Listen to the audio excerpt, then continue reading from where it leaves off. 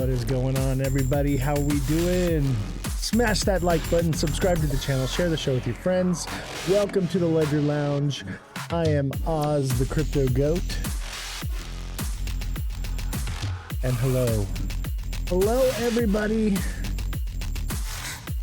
Guys, he's away. Don't forget to tap the screen. Send your daily heart me's, share the live. Exactly. Thank you, Francesca. I appreciate you. I had to use the bathroom. I was like, oh crap, I better use the bathroom. I have to sit here for 4 hours straight. So I got to be ready.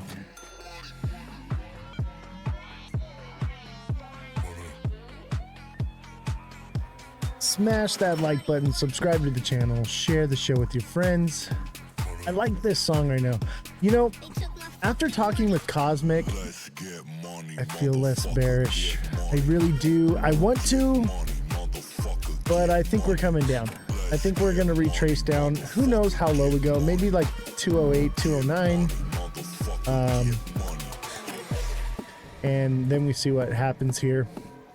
The news is going to be in the driver's seat right now. You can TA all you want, but the news is in the driver's seat.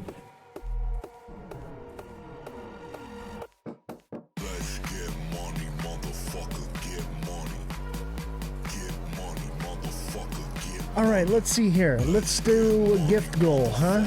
Don't forget to send your heart me's. Don't forget those heart me's. Let's see here. Let's do a heart me goal. Let's do like 10 heart me's. That's easy.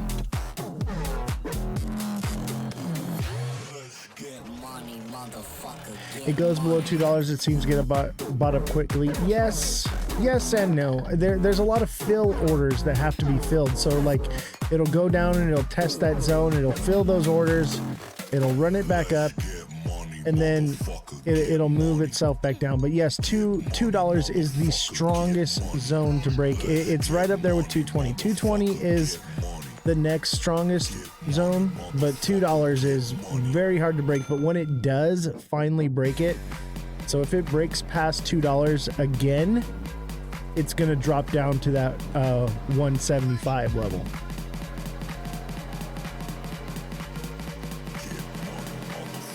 Thank you, Francesca, for sharing. I'm excited to have Francesca on the live. We're gonna have fun on Friday. Francesca will be here. Jesse is out of the studio today. So I guess she's taking some vacation time. I didn't give her a raise, so she's like, all right, I'm taking a day off. And I was like, all right, you fix the air conditioner. In my defense, okay, it was just a breaker. Look at this twisty mustache I'm starting to get here. It's almost grown in here. I used to have one, and I went and got a haircut for when I started doing the show. And the lady cut him off. I told her, don't cut off my handlebar mustache. I had this nice, beautiful, curly mustache, and it's gone now. It's finally coming back.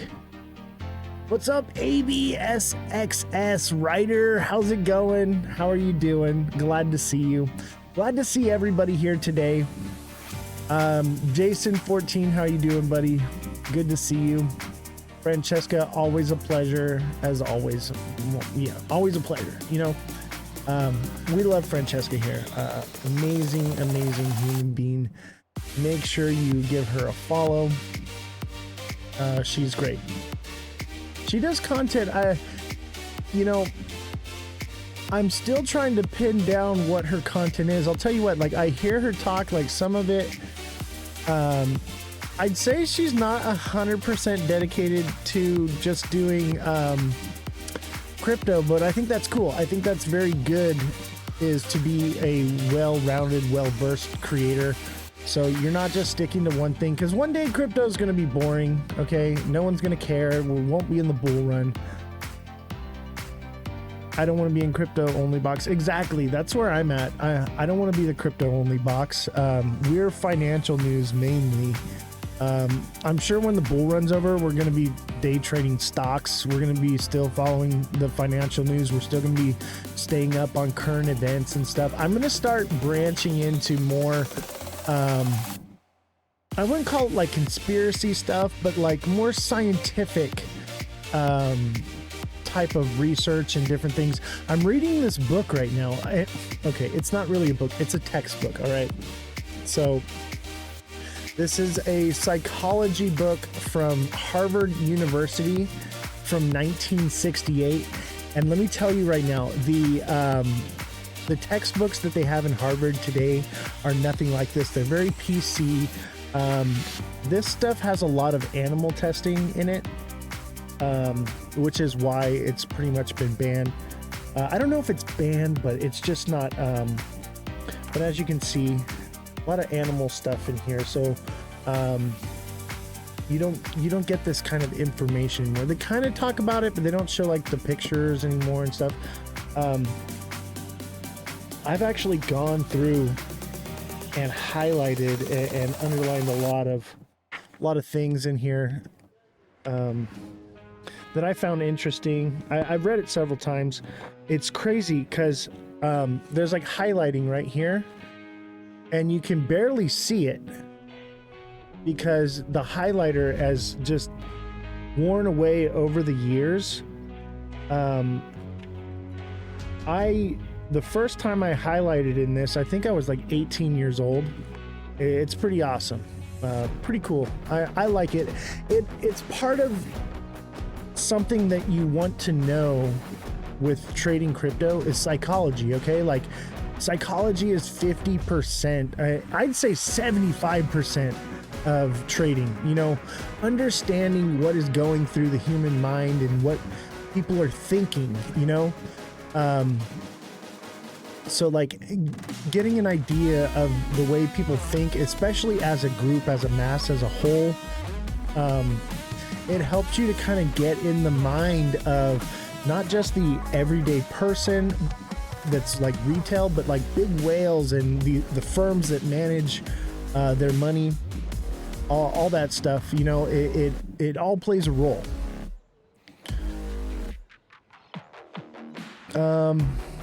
Let's see here. Francesca said, I don't want to be in crypto only box. I know several big creators whom hold crypto but barely touch on it.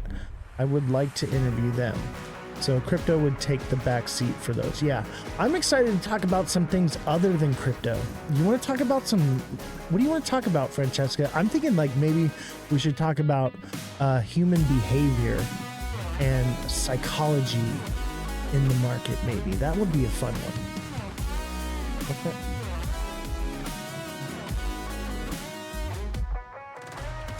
So yeah, I think that would be fun to maybe touch on some different things, you know, maybe some current events.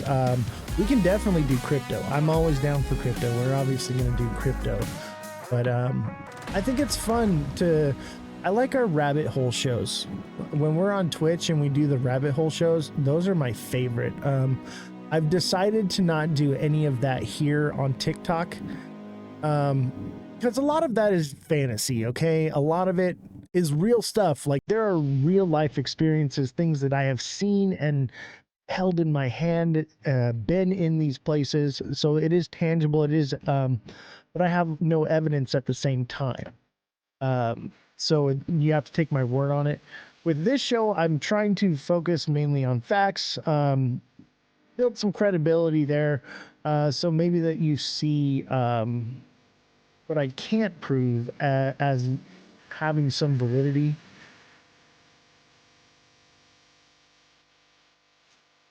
You're working on women's psychology when they invest. That's actually, yeah, we'll talk about that for sure. I think that's a great topic for sure. All right, let's check out the gifts here. Francesca with the community crown, thank you very much, and the heart me, of course. Ken with the heart me, and Ken with the 3 popular votes. Appreciate you guys. It's a little slow today. So make sure you're tapping away and you're sending in some gifts and get that algorithm boosting. Everybody put hashtag FYP in the chat. You know, hashtag must watch. Let's build the likes up though. Let's see if we can get our likes up to let's push for 10K. Let's push for 10K. Once you hit 10K likes, the algorithm automatically puts you in the FYP. And then for every 1,000 after that, it like renews it. And if you're a creator, listen up, because these are some amazing strategies. Some of the strategies that I've created for TikTok with the algorithm are self-tested and are new information that people haven't figured out yet.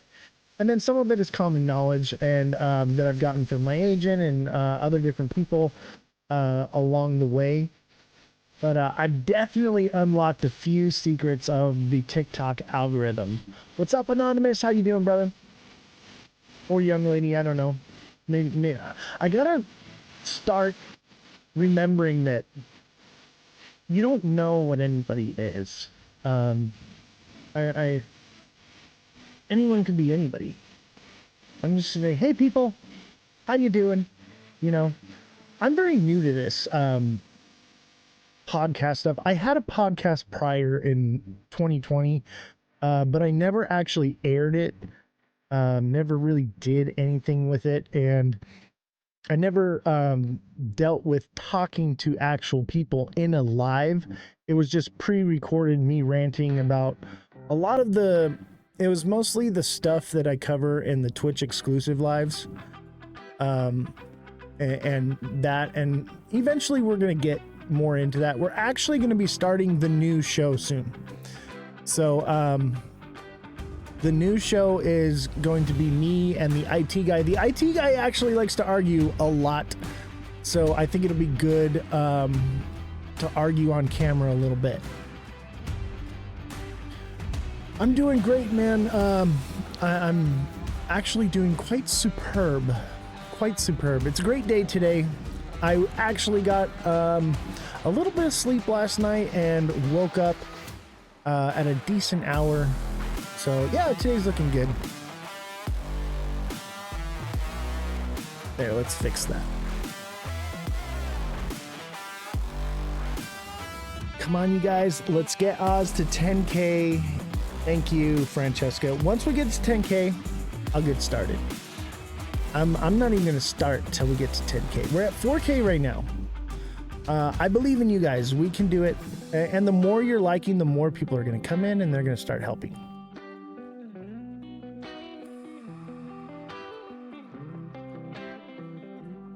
I got my Angels cup. Yeah. Anaheim Angels, baby.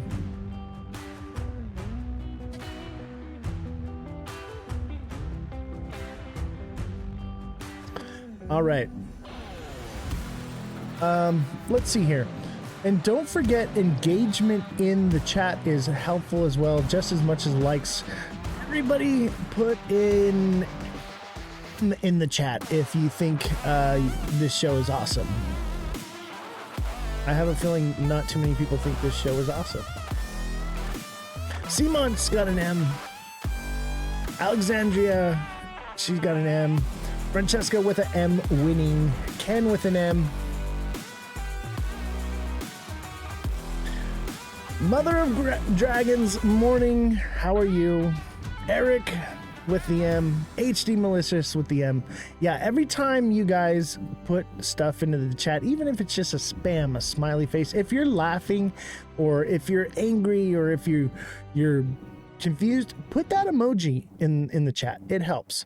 Mother Dragons, thank you for the heart me. Simon, thank you for the 20 popular votes and the heart me. Thank you for that. And Mother Dragons with the popular vote.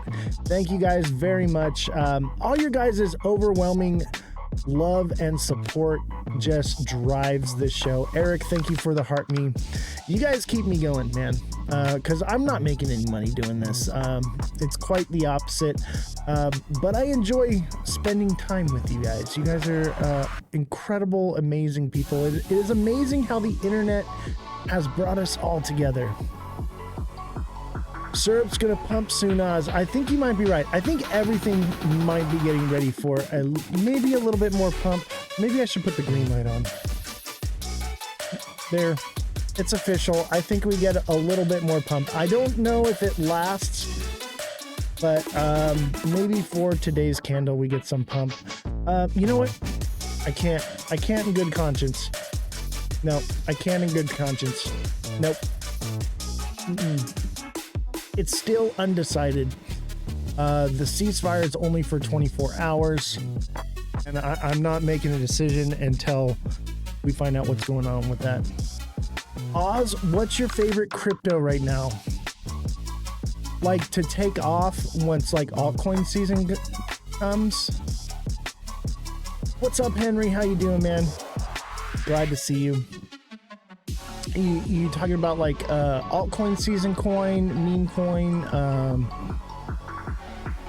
or you know, AI?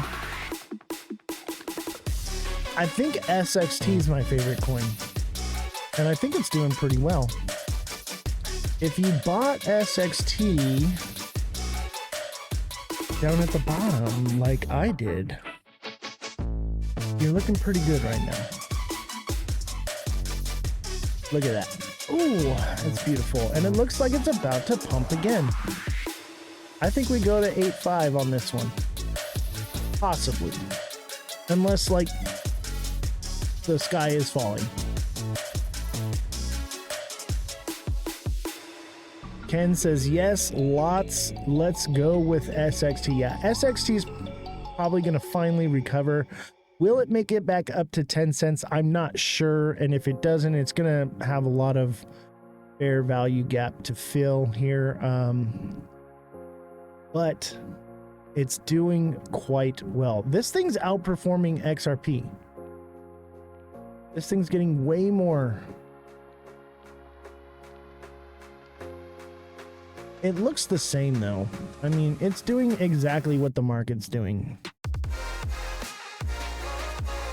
Oh, we hit 10K likes. Let's go. Don't forget to continue liking throughout the show, especially if you do like the show. And even if you don't, keep hitting the like button. Nah, do whatever you want. If you don't like the show, actually, if you don't like the show, get in the chat and tell me what I'm doing wrong, and let's yell and argue about it. Let's get mad. You know, let's fight about it. I'll tell you what. There is a lot of orders to fill here. Under $2. And it shot back up. So we hit that bit of support at the 190. This was the golden box, okay? 190, 180 was the golden box on this one. But that was just from where it was at. I think it has the potential to go down and break through and go further. I really do. I think 175 to 180 is where I'm at. I was at 160. I'm starting to get a little bit more bullish just based on the moon cheese. What's up, Oscar? How you doing? Mother Dragon says no fighting.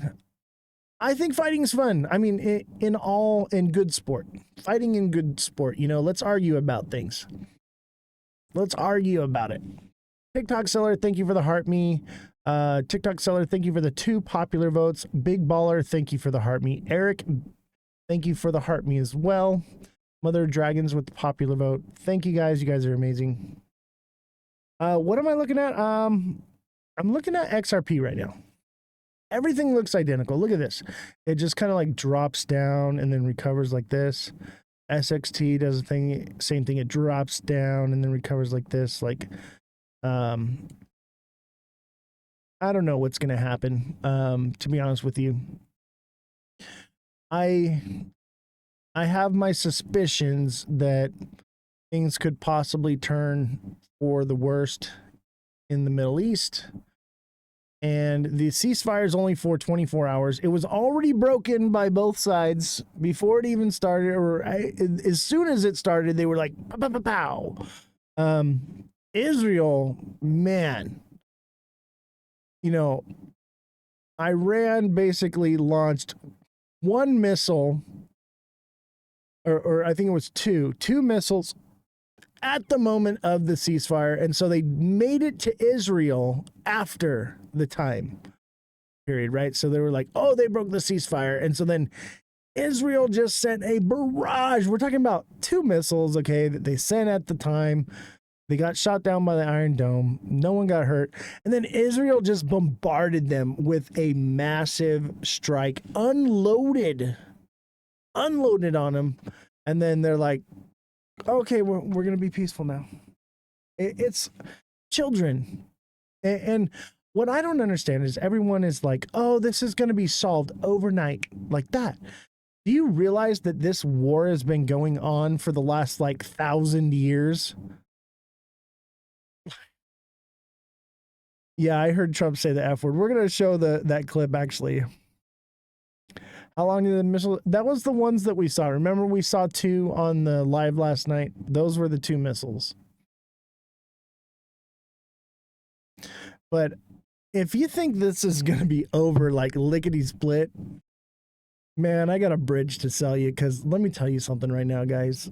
This war has been going on for thousands of years. It's not just going to be Trump's. Listen, I've got a beautiful deal for you people. Everybody's going to sign. It's going to be beautiful. We're going to make Iran great again. You're all going to be wearing jeans and sipping Bud Light. It's going to be beautiful. Just sign on the dotted line. No.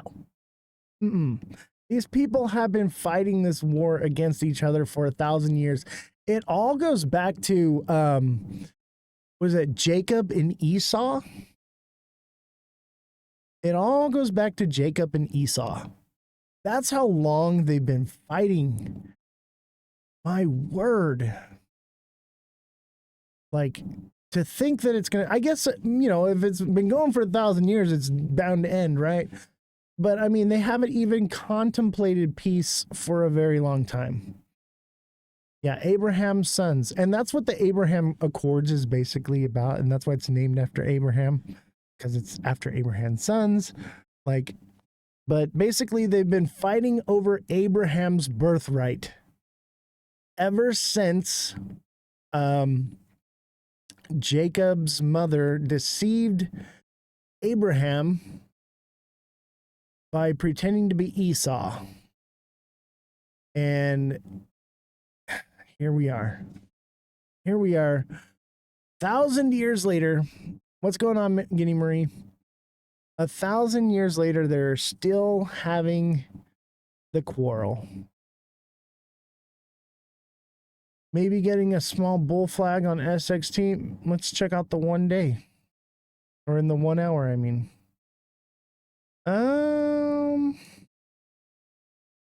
I wouldn't say that's a bull flag. I'd say that's more of an ascending channel, which means it could be heading back down. I think it's going to come back down to fill probably 696 to 674, possibly. We'll see. That doesn't look like a bull flag to me. This looked like a bull flag, and it shot up. And it ran down. You talking about this little bull flag right here? That looks more like a double top to me.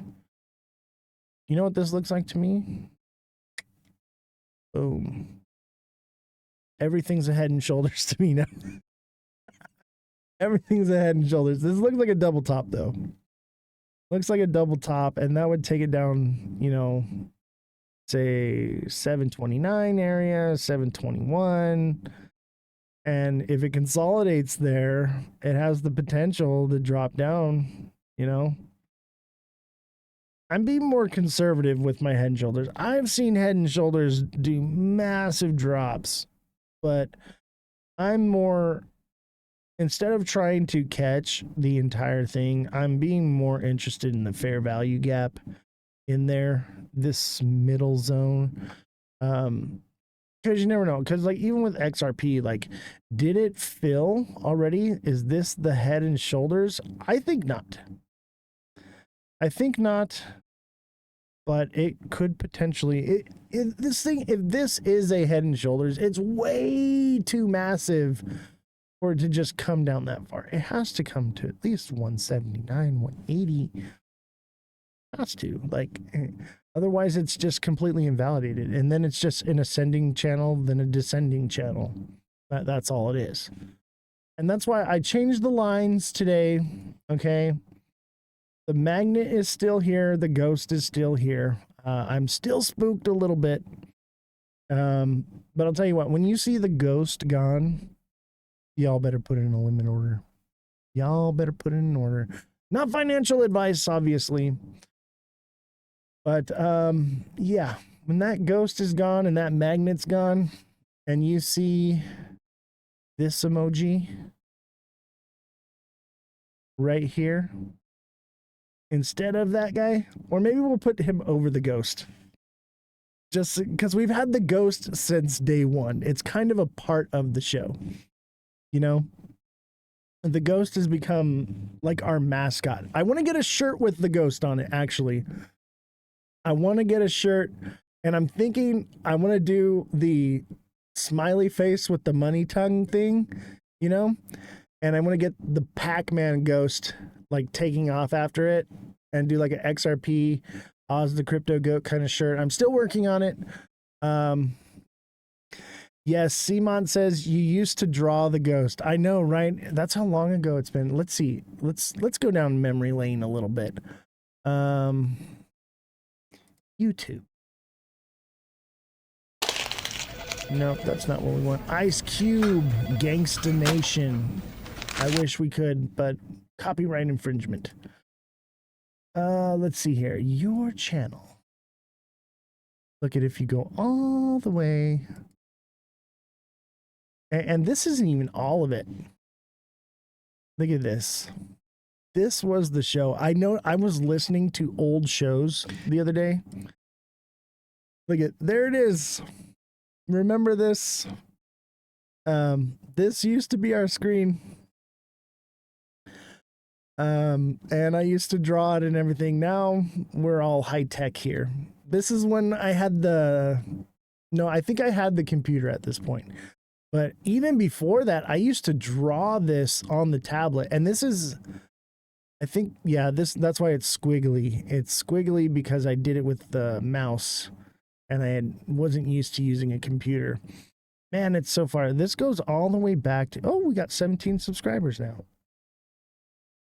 By the way, all of these are on YouTube. Crypto TV with Trey, what's going on, buddy? How you doing, fam? Glad to see you. Fredrum, how you doing? We're just going down memory lane a little bit, seeing how far we've come. I used to draw the ghost way back in the day, and we've come so far. Now we have a ghost with a money sign over his face. I gotta take this away. I'm not ready for the money sign. If you see that money sign, that means I've officially put in my limit order. Head and Shoulders in the larger Head and Shoulders. Yes. This basically fulfilled. This was a Head and Shoulders that fulfilled. And now it's a smaller Head and Shoulders. And because we had a Head and Shoulders here, a double top here, and this kind of looks like a Head and Shoulders. I wouldn't think so. A little bit wonky. But kind of, I see a shoulder here and a shoulder here, but it's not really a Head and Shoulders. Which makes me believe that there's a possibility that something is changing. I think it's more or less the news, but usually on the lower time frame, it'll tell you what it's going to do. Let's look at that for a minute. Let's look at the low time frame. Because you go into the low time frame, and if you just start seeing a lot of Head and Shoulders, look at, there's one, double top. What we're looking for is a pattern that emulates the overall cycle, right? I know it sounds crazy, but it actually is a thing. The micro will tell you what the macro is about to do. I'm not really seeing anything. I think everything is just kind of screwed up right now. um, the whole Iran thing. Nothing is as it should be. How far back to reach the worst bottom from the charger on? What do you mean?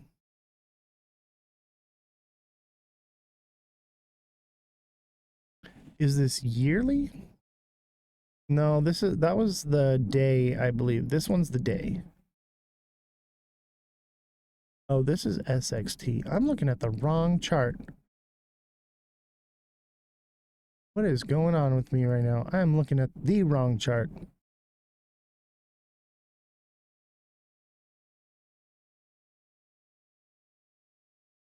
There we go.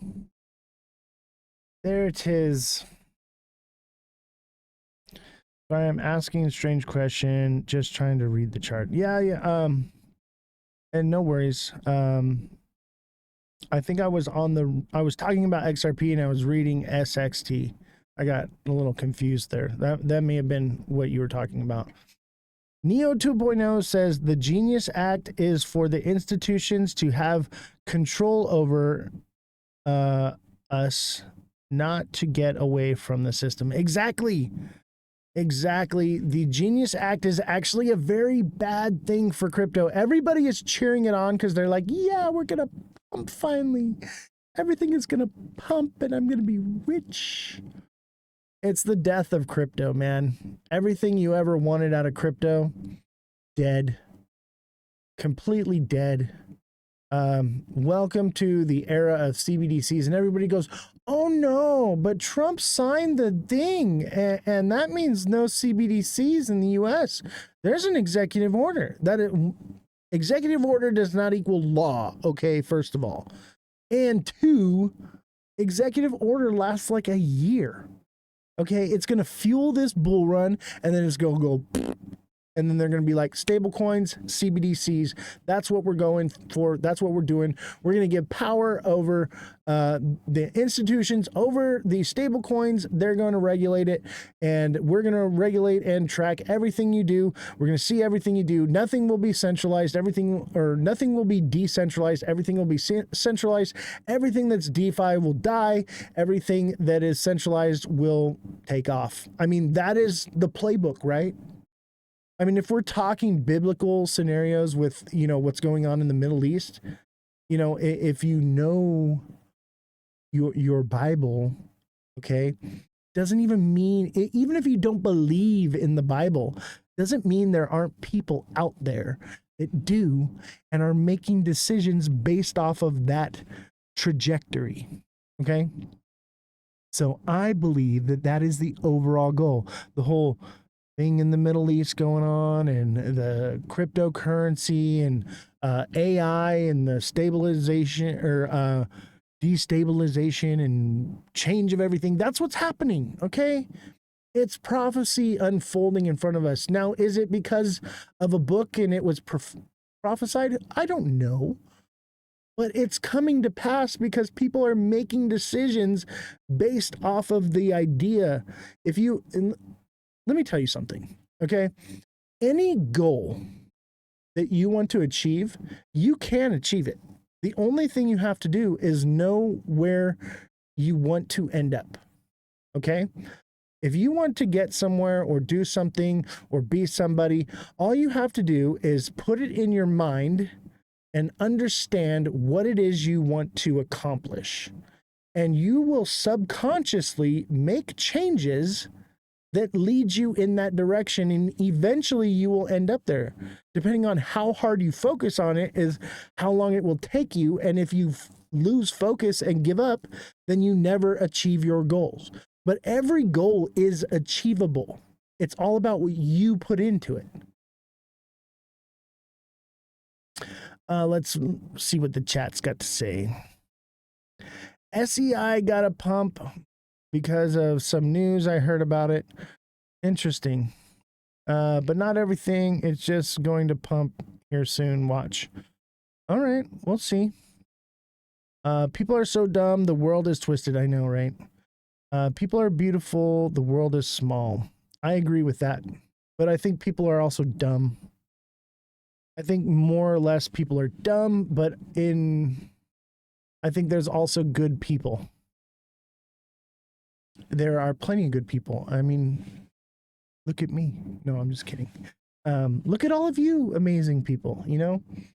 But yeah, the world is an evil, ugly, nasty place, and it's filled with some of the most beautiful people ever as well. Oh man, my chart went away. Damn it. To rechart now. Let's see here. We are all going home. You're going home? You mean to meet your maker? That's what I'm assuming you're saying. You have to feel it when it happens. That's where people mess up. Yes, I mean, yeah. But I think you don't even have to feel it. I think if you know what you want and you're making decisions towards that, subconsciously, you will walk yourself down the right path. But you have to know where you're going in order to get there. My grandpa used to tell me, without vision, we lack purpose. So without a vision of what we want to accomplish, we are literally just wandering through the desert, okay? But when you have a vision of where you want to get and what you want to accomplish, you have a purpose, you have a reason to get there. And I think that that's where a lot of depression comes from, is people having lack of purpose. And I think that you can find purpose within you. You just have to understand what it is that you want. What do you want? Obviously, we want money. We want, to be able to quit our job and freedom to do anything we want and go all these different places, right? Start small. Start small. Okay? Say, you know what? I want to lose a little bit of weight. Okay. Everything you do today affects tomorrow. So if you want to achieve something, you have to make changes today, and today's changes will change tomorrow, and then tomorrow's changes will change the next day, and forever and always you will continue to make changes. But you have to know what it is you want, and you have to focus on it. You have to focus and lead yourself. Like, this is why my ADHD is my superpower. I can hyper focus on something and it just manifests itself. I've never had a problem with achieving anything. Anything I ever wanted to do, it just happened. Look at here, I'm on the internet talking to you. And I actually gave up on this a long time ago. And I said, this is never going to happen for me. And I didn't lose focus of it. I brought it back to life. I came back. You're going to miss your entry. I don't think so. I don't think I'm going to miss my entry. And I'm okay with not buying the bottom, because if it's going to 11D, I don't care. I'm not greedy. I want to catch middles. I don't want to catch wicks. Obviously, we catch them a lot here, but I want confirmation. I want confirmation of where it's going. I want to be secure. I want to not have to go back to work. Let me tell you what, if I make a mistake, this show is over and I'm going back to work. Or y'all gotta freaking support me. Because God knows that the $2.20 that we've raised today is not enough to support me. So I have to be very careful. I need confirmation before I get into anything. And I'll tell you what, if we start running sideways, I'm probably just going to catch the bounces, just do a little day trading. And when it goes to take off, there's going to be confirmation of a reversal. It's going to hit a point where it says, okay, it's building up right here, and then pow, it takes off again, and then it's going to build up right here, and pow, take off again. That's how it works, okay? Like, I'm not an idiot. I've been doing this for a long time. Fredrum says, I don't know any of you, but I love you. Thank you. I love you all too. I don't know any of you. Some of you I do, actually. We had the meet and greet in Vegas, and a bunch of you guys actually showed up. I was watching a TikTok video today where there was a massive creator that did a meet and greet and nobody showed up for them.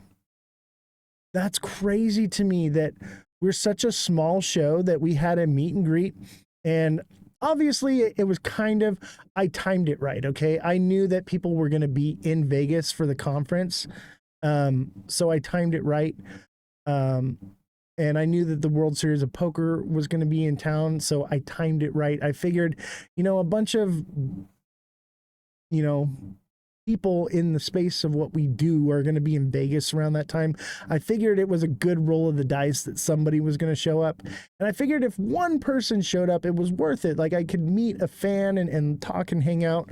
But a lot of people actually showed, and I met with several different people throughout the day. Like we had the group meeting where a group of us all met up and talked at the fountain, and then some of us split off. We went and played games, and then I met with other people and got to hang out with Henry, and Henry bought me dinner, and we hung out and gambled all night. It was a great time. It was a great time. Oh, somebody put F1 in the chat. I said the G word. Somebody put capital F1 in the chat, please, if you would.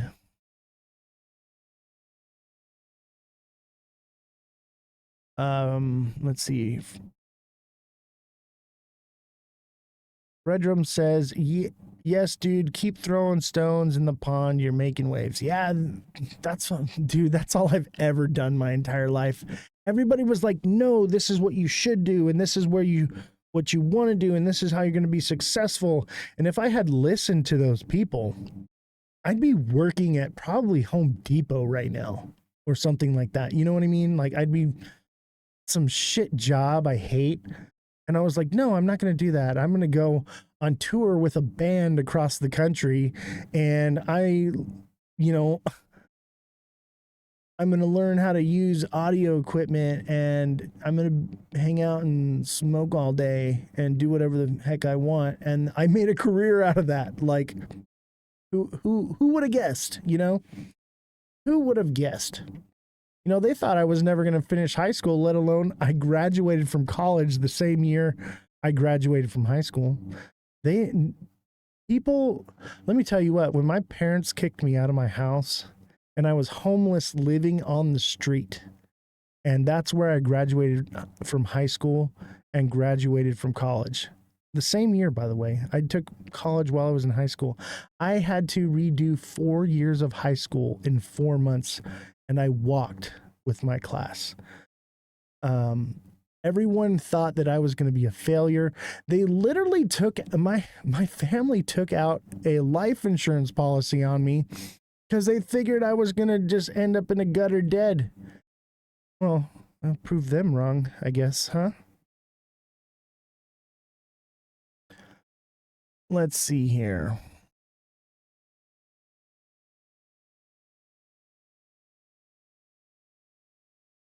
XRP predictions for the next week and month. I'll tell you what right now. My prediction is the news is going to affect everything right now. But I think in the next week, maybe we see 175 to 160, maybe 180, maybe 180. 180, 175 to 160, possibly on the downside. And I think it's possible we could see 280. I think that's kind of where we're at right now. We're between 180 and 280. That's where we're at. Why did they kick me out? That's a good question. So what happened was I was in high school. By the way, I ain't no snitch. All right. I will take one for the team. Some of my friends got some dry ice at school from the science teacher. And they were putting dry ice in a Gatorade bottle with hot water, throwing it in the air. It was hitting the ground and would make a pow noise, right? And so I'm like, okay, what's going on? Like, my friends are all hanging out in the bathroom together and giggling and laughing. I'm like, I don't want to be left out. I'm a social butterfly, right? So I go in there. I'm like, hey, what's going on? And my friend goes, here, and hands it to me. And right at that moment, the what do you call them, like a proctor or the yard duty person walks in, and I'm standing there holding the Gatorade bottle and full of dry ice, and it's just coming out of it like this, and I got the cap in the other hand, and I'm like, they're like, you come with me and take me to the office, and they expelled me for building a bomb at school. Yep, they expelled me, and so yeah, things didn't work out too well with my family, and I just I had to leave. Very, very dysfunctional family, that's for sure. Still dysfunctional. I cannot be around my father for more than 15 minutes. Did they legally give you the tools to build it? I mean, the teacher gave us the dry ice. You know, yeah, I know it's the school's fault, but you know what? They were trying to finger me with anything because somebody was breaking into the school and pooping on the teachers' desks, and they were just convinced it was me. I ain't no pooper, all right? I am not the pooper. I know who the pooper is, though, but I ain't no snitch. I am not a snitch, but I do know who the pooper is. But 'twas not me, but they were just convinced that it was me because I was just so independent and charismatic, and I went by the beat of my own drum, and I didn't do things the way they wanted me to be. I was in a private school, and because of that, I stuck out like a sore thumb. They singled me out. Everything there was. I mean, I was doing stuff. Okay, I'm no angel. Okay. You know what? You guys want to go down a little memory lane on this one? I got some actually pretty incredible stories that I can tell you just from high school. We did some pretty radical shit, man.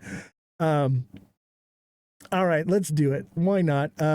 We got a little bit of news to cover today anyway, so I got some filler time. Oh man, this is incredible. Okay, so this is why they singled me out. All right. So what was happening is we had this group. All right. We were the popular kids. We were the cool kids. We were every Friday night after school, we would all go over to somebody's house from from the group, and it would alternate every other week, right?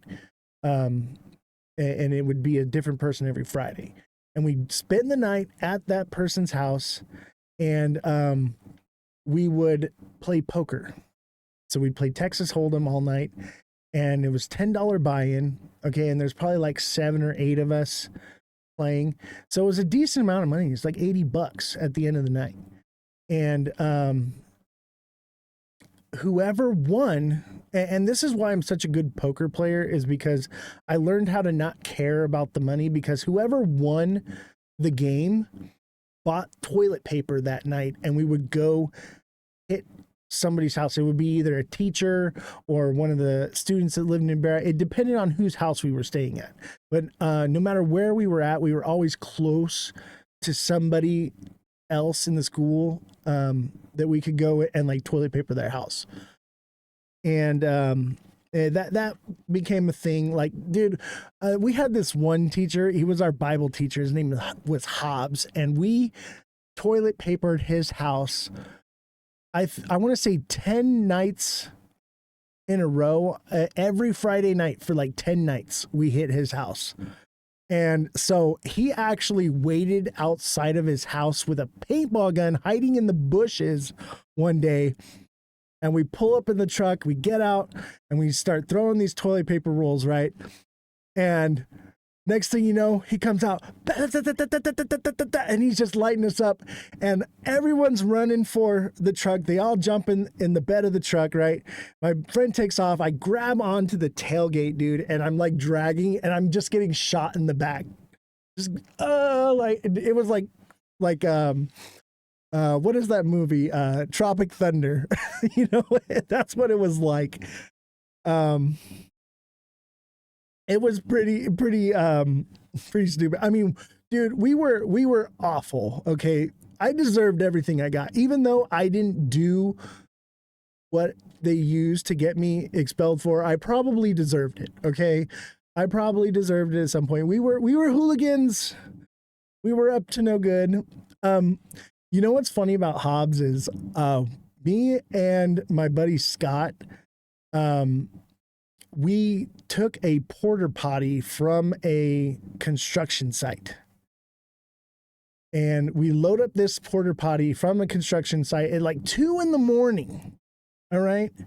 2 in the morning, load it up into his truck, and we drive it all the way to Hobbs's house, and we unload it and put it on the front porch with the door facing the front door. So as soon as he opened his front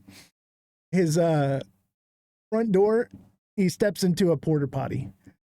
And then that became a thing where everybody got that done to them. It was funny. Neo says, since you're giving Jessie a raise, can you have her give us a breakdown of the Genius Act? Yeah, I can have her do that. She's not in today. I don't think she may be in on Friday. I'm not sure. I don't know. But yeah, we were savages. We actually got Hobbs to agree to let us light off a smoke bomb in his class. And we're like, hey man, we're gonna light off this smoke bomb, and you're gonna blame it on this guy over here. He has no idea we're about to do this, right? And Hobbs is like, all right, I'm down. So we light the smoke bomb, and it goes off, and everything goes according to plan. And they're like, oh, you did it or whatever. And so it was this whole big joke. Well, actually, we caught the carpet on fire. It didn't do much or whatever, but there was this huge burn stain in the middle of one of those little portable classrooms. But yeah, we did that in his class. And so then it actually went over well. And we're like, we could do this again. So we went to the Spanish teacher, right? And we're like, hey, no, it wasn't the Spanish. We went to the science teacher, and we're like, hey, we want to set off a smoke bomb in here, because it had like the hoods that like took the smoke out of there. And so we're like, okay, well, we can't do that in Hobbs's class anymore because we lit the carpet on fire. I was like, maybe we can get the science teacher to let us do it. So we set off another one. This was the same day, mind you. This all happened the same day. So we go into the science class and we set off a smoke bomb, and we got my other friend this time, and he actually stood up and got super mad because he didn't do anything. He was actually the one that was pooping on the desks. And so when he got fingered for something he didn't do, and he just went off, like it was funny. And then we were like, I gotcha. And nothing happened because it was in the science lab. She's the same one that gave us the dry ice. Okay. Mind you, this was a small school. It was K through 12, and there was less than 50 people in this school. It was a very small school.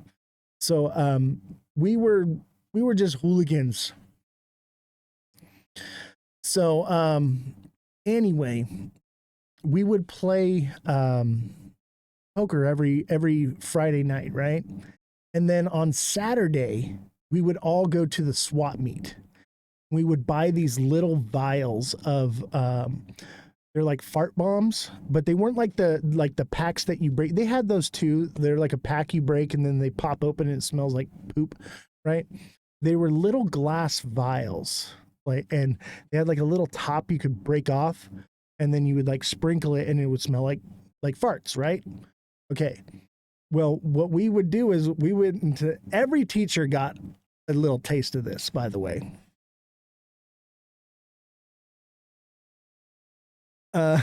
Simon says, can you ask Jesse to fact check Oz? I'll tell you what, maybe one of these days I can get one of my friends to come on the show and verify all this information to you guys. I'll reach out to somebody. But here's the thing is, do you remember like the seats in the classroom? They were like a desk and the chair was all together in one. And they were those hard plastic seats that you would sit in. And then it was like a wooden desk and you'd lift it up. and it had like a little place in the bottom, right? Where you could put like your books and papers and stuff, and then would close. So in the back of the class, there was this one chair in the back corner, and it has like 4 rivets that hold the seat down. Well, the back 2 rivets had been broken, and so you could pull the seat forward like this, right? So every day after math class, so like math class was right here, and the wall was right here, and then here was our English class. So it was right next to each other. So we would have math, and then we would have English, and other people had different rotations of the classes. And so we would take those glass vials and we would tape them to the bottom side of the chair and put the plastic part of the chair back on top of it. So when the next class would come in and sit down on the chair, it would break the vial, and boom, off would go the stink bomb. And it was great. We did it every single day for, I think, like 15 days in a row. We were horrible. And what was great was we weren't in the class when it would happen, but you would hear through the wall everybody yelling and screaming. They would all run out of the classroom. Well, then finally, after it happened like 4 or 5 times, she's like, no, you're going to put the stink in here. You're going to sit in here with it. And we were all dying laughing because they didn't even do it. Oh man, we were awful, terrible children. We were the epitome of just pranksters, man. We actually stole Hobbs's, he had one of those Volkswagen Baja Bugs, and we got into the auto shop class and got 2 jacks, and we jacked it up and took it all the way out to the football field and left it in the middle of the football field, and then took the freaking, what is it? The distributor cap cable that comes off the coil. And it was stuck out there. And we actually hid the cable in his desk, and he didn't put it together. He didn't figure it out. It was like he opened his desk so many times that day and didn't notice it in there. And the idea was for him to open it and see it there and then go, oh, okay, you guys got me. But then like take it back to his car, and his car was gone. But I mean, we were savages. Like we were, and by the way, we were after Hobbs. Okay. Hobbs was enemy number 1. He was our target. And that's because he played along. He would prank us back too. Like he was in on it. You know, he'll let us get away with so much of it. Right.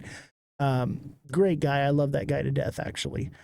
But we were terrible. We would do stuff where, and I know this is going to sound horrific, okay? But mind you, the things that Hobbs did to us were way worse, and I can't say it on here because I don't want him to go to jail. He's a great guy. Nothing bad towards children or anything nothing like that, okay? But he got what he deserved. We hid underneath his car one day after school, and when he came out to his car, we had a jump rope and thumbtacks, and I took the jump rope and wrapped it around him and tied him up, and then my friend came with 2 thumbtacks and just started stabbing him all over the place with these thumbtacks. Fredrum says, right, true friends are precious and rare. Yeah, I don't really see any of them anymore. I'll tell you what, the one that got me expelled, though, we were friends up until I'd say about 2020. And then, you know why we stopped being friends? I lost a bunch of his money in crypto. I turned him on to Shiba Inu at the top because I'd made a ton of money, and I got him to put a bunch of money in, and he lost all of his money. And we basically had a falling out after that. Why is this guy lying? I mean, I ain't got no reason to lie. I'll tell you what, should I call up? Well, I haven't talked to him in years. Let me see if I can get a hold of my friend and see if he's willing to come on the show, and he can verify all of this. Dude, so we did the smoke bomb thing, right? And we did it in the Spanish teacher's class. Mind you, our Spanish teacher did not speak Spanish. She spoke Portuguese. so my Spanish is horrible. But she didn't speak very good English either. And so we go to do the smoke bomb thing, but this time we don't tell her. Okay.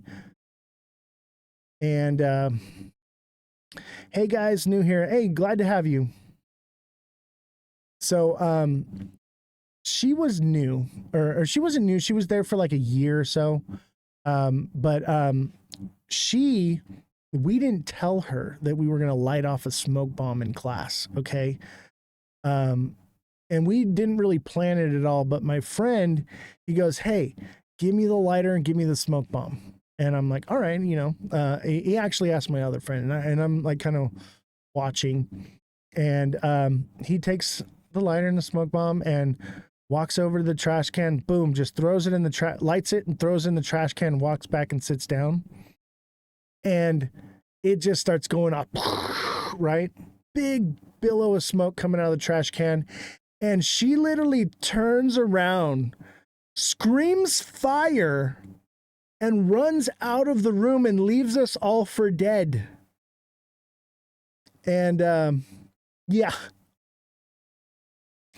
So after that happened, my other friend, the one that lit the smoke bomb, he grabs the fire extinguisher off the wall and just crop dusts the entire class like crazy, right? And here's the thing is, after that happened, we all had to go out for like a fire drill or whatever, and we all took everything that we had on us out of our pockets and threw it on the roof of the building. And so I bet you it's still up there to this day. I bet you there's some of that crap is still up there. There's probably some old Zippo lighters up there. We were all in like a Zippo club. We would get them at the SWAT meet.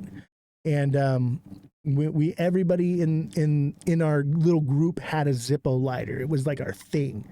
I still have my Zippo lighter actually, because I didn't have anything on myself that day in that class.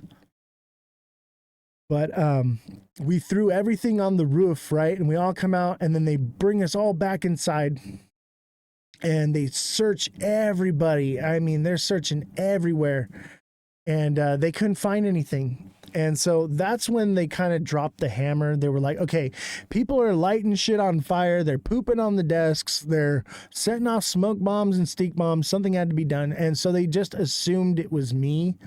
And finally, I got caught red-handed, and it wasn't even me. And I was no snitch. I wasn't going to take anybody else down. They were ready to finger me with all this stuff anyway. So I took it like a champ, and that was it. But I actually have school records, the report from getting expelled for that. If you don't believe me, I don't need to prove anything to you, okay? Let me tell you something. You cannot write this stuff. You were the ringleader? Nope, I was not. I was adjacent to the ringleader. I would say I was definitely an instigator, but not the ringleader. I wanted to be so bad. Oh, it was my goal to be the ringleader. But no, I didn't shine as bright as some others, as much as I tried. That is all something to be proud of. Yeah, man. It was fun, man. It was high school was like I went to high school in the 1950s. The school that I went to was very small. It was in the middle of nowhere. It was Christian school. I got to go to a high school where we had lockers, and there were showers at the school and stuff, and it was different. It was definitely different. I wish my kids could experience something like that. You can't get away with none of that kind of stuff today. Man, if we had done that, I would have went in jail. I mean, we literally brought airsoft guns to school. It was actually a school retreat. And we brought airsoft guns because we were going to have a airsoft battle in the woods, right? And somebody lit off a smoke bomb and set off the fire alarm in the thing while we were there at the retreat of the camp. And it's actually a big deal because you're in the mountains, right? California mountains, man, they do not play with fireworks. It's like a felony, right? And so like they searched everybody. Anyone that had fireworks was like going to get expelled. I didn't have any fireworks, but I did have an airsoft gun. And all of us had airsoft guns, and they tried to say like, oh, we're going to expel them. They brought a gun to school, all this stuff. And the only reason why we didn't get in trouble is because my friend's dad went into the principal's office with the airsoft gun and said, you're not going to expel these boys over this. Okay, these are toys. And he goes, they're not toys, they're guns. They were literally clear, see-through, like airsoft guns, whatever. And he was like, no, I'm sending him to jail. I'm calling the police. And so he pulls out the airsoft gun and shoots him in the chest with it. And he says, is this dangerous? And they basically let us go. We got suspended for 3 days, and that was it. Fredrum says, so I see myself in this. Yeah, we were hooligans. We were awful. I'm laughing because we did a lot of stuff similar to what you were saying. Yeah, you could get away with stuff. Like, I don't want to name the place, but we had a amusement park with a fountain.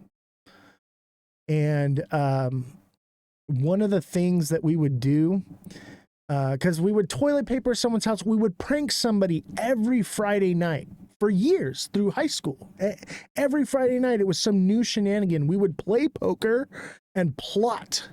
Okay, we would plot what we were gonna do. I mean, and when I say we toilet papered people's houses, we would use hundreds of rolls. We would do the front yard. We would do the backyard. We would do the car. If they left their car unlocked, it would be full of toilet paper. Jim says so many things I wouldn't forget. Yeah. We were a riot. It was actually a lot of fun. I would say that was probably the most fun I had in my entire life. Even more fun than like touring the country and everything else that I did. Like, man, it was such a blast every weekend, plotting the next person's demise. And by the way, this is like 1%. 1% of the stories that I could tell you guys. It's already 6 o'clock. I haven't even gotten into the news or anything yet. This is awesome. And part of the reason I have this show is because I want to document these memories. Everything's being recorded and it'll last for a lifetime. And I'll never forget these times, you know. You better start writing a book. You know, Henry said the same thing. I told Henry about my success story, and he was like, wow, like, you need to write a book. And I actually talked to my wife last night, and I was like, hey, I think I'm going to write a book. Fredrum says you're an awesome storyteller. Thank you. I appreciate it. These are just true stories. This is just what happened, you know. It's just what happened. But yeah, I could do a whole book just on pranks alone. I would have to write so many books. I could tell you what, I could drop dead today and I would be happy because I know that I lived a full life to the fullest. Never in my life did I ever take the road most traveled. I always took the road less traveled. I always pushed against the current. I always did what was harder, not what was easier. Yes, always be selfish and make your soul happy. Yeah, you know, it's crazy too, because like I was doing the audio engineer thing since I was 18. So as soon as I got out of high school, and I was in a band before that, and my band got offered to go on tour. I toured the country 7 times, all over the country. I played with like the biggest punk rock bands you ever heard of, like played with them, knew them, like it was pretty spectacular. And I actually have my band tattooed on my arm right here. And it was called Break the Cycle.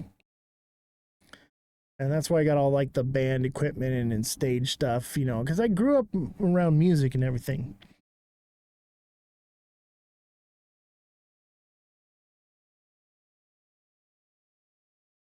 Fortune says, what's crazier is you're going to lose all your money. XLM will do what XRP wants to do. I agree with that, actually. I'm very bullish on XLM. XLM is the very first cryptocurrency I ever bought, I think, or one of the first. Yeah, I've been a big fan of XLM since the beginning. I didn't even know about XRP when I bought XLM. Or wait.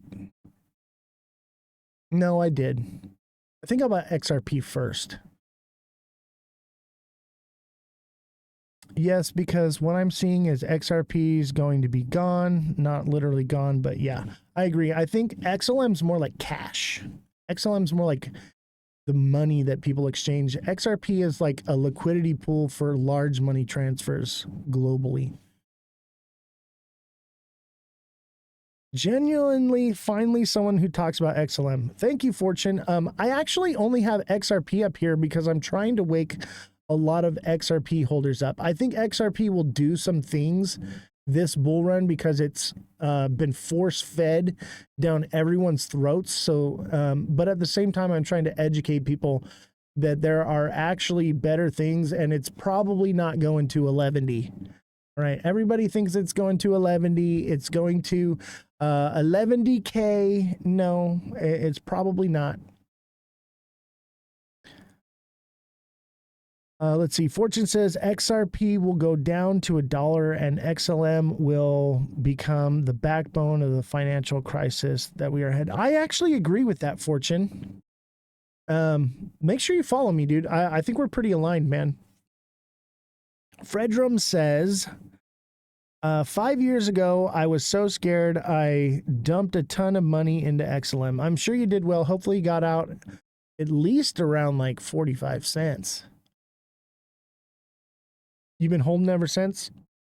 I trade it. You know, eventually there will come a time where I buy it and I will never sell it. You know. Oh no, I'm hanging on the bar. Yeah, well, see, you have to understand it's like day trading is my financial income. It's where, you know, it's why I'm retired, you know. So if I didn't trade my crypto and I just held on to it, I wouldn't be able to live off of it like I do. So it's like printing money to me, you know. But I'll tell you what, my bags are getting smaller and smaller, and I'm like, sheesh, like, because I'm funding this whole operation here, and my bags are getting smaller. I'm like, man, we're about to moon, and I'm not going to have as much as I had originally planned to have when we moon. So like, I'm operating on the promise to pay right now. So basically I'm like, okay, I owe you, here's a little bit of money. What do you need? I'll keep you afloat. I'll make sure your bills are paid. The journalists that I employ, that's easier because, I just pay them based off of per, article that they give me that I actually use. So if I don't use the article, I'm not really paying for it. And they're working remotely, and it takes them like 2 minutes to just, oh, I saw an article, email it to me, and that's it. It's done, you know. So they don't really make a lot of money. Most of the money goes to Jesse and the IT guy, and obviously the overhead to keep the lights on here, you know, running the air conditioning and everything, and all the studio equipment. Building the studio costs like $16K. So yeah, it was, you know, it's depleting a bit of the resources, but I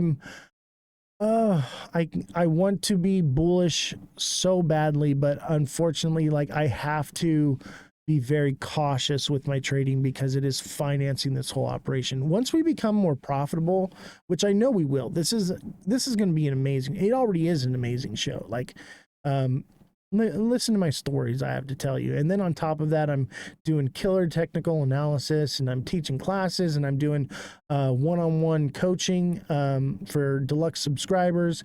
And, you know, we've got, what, 90 something subscribers, you know, and most everybody resubscribes. The only people that don't resubscribe are usually the people that get gifted a subscription.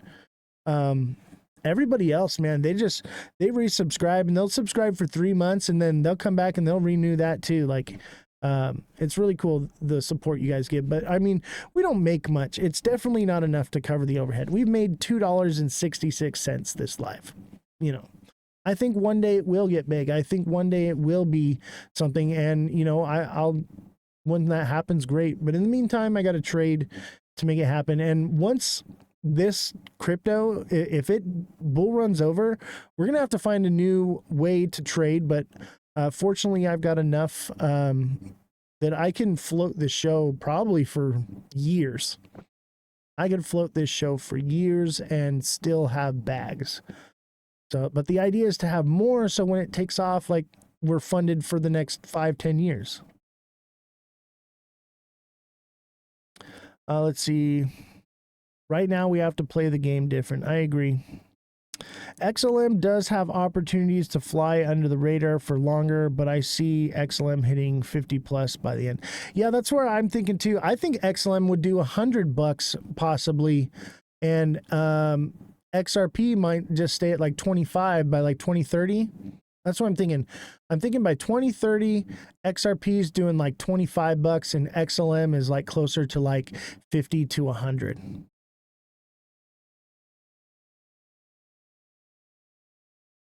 Let's see. Systems are in place and moving forward. Good things for all of us. Yeah, I think good and bad. It depends on how you look at it. Short term, good. Long term, bad. So many people in my daily lives know nothing about crypto. We are so... dude, tell me about it. Fredrum, bro. I try to wake people up to crypto and be like, dude, I'm literally printing money. I'm printing money every day. All you got to do is, you know, get a little bit of capital, put it away, and you watch the show and you can just start printing money. And even then they're just like, it's a scam. I don't want to hear about it.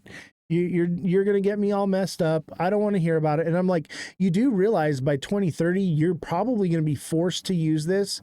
So you might as well learn now and make some money off of it. And they're like, I'll deal with it when it comes. They don't care. Like, the average person has no ambition. They've completely checked out. They're done with life. They don't care. They just want to go to sleep. They want to bury their head in the sand like an ostrich, and they just don't care. Fredjum says, thanks for your time. You're welcome. I appreciate it. I know, and the other people don't want self-custody of their money. It's ridiculous. I know, right? Not your keys, not your crypto. Dude, that's why I had to get my agent to give me my stream keys for the show. And if it's not your keys, not your show.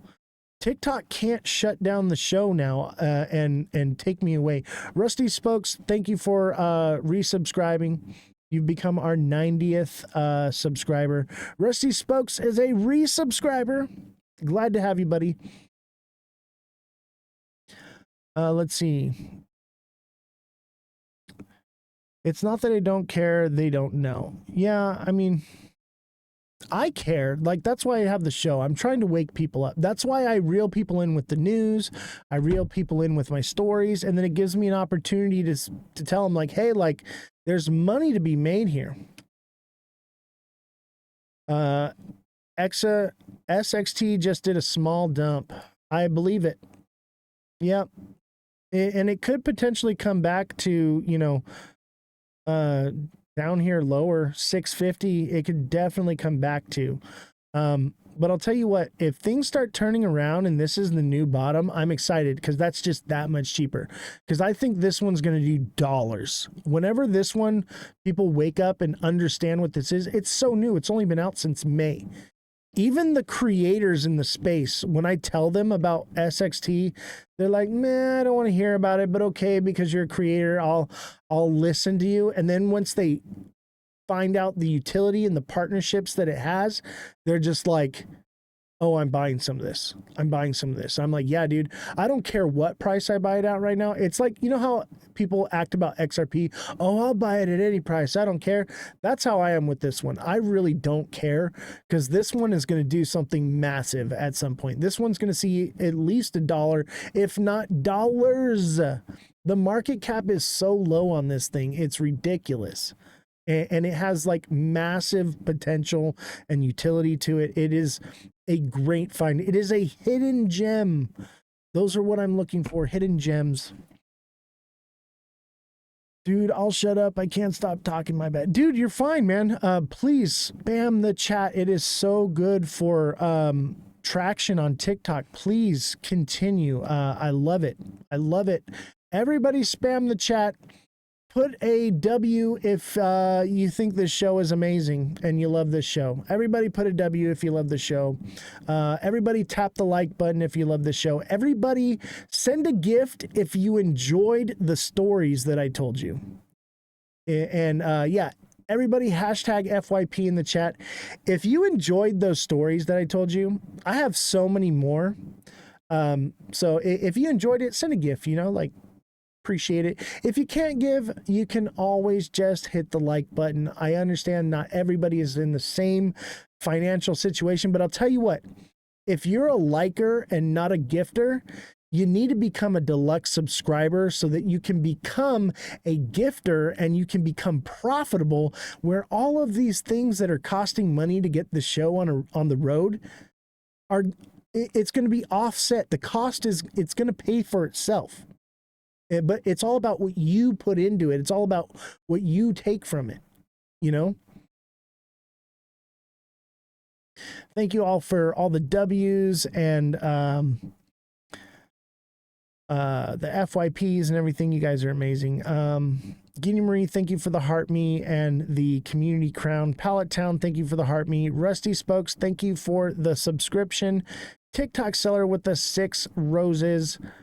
Marco with the heart me, TikTok seller with the 7 roses.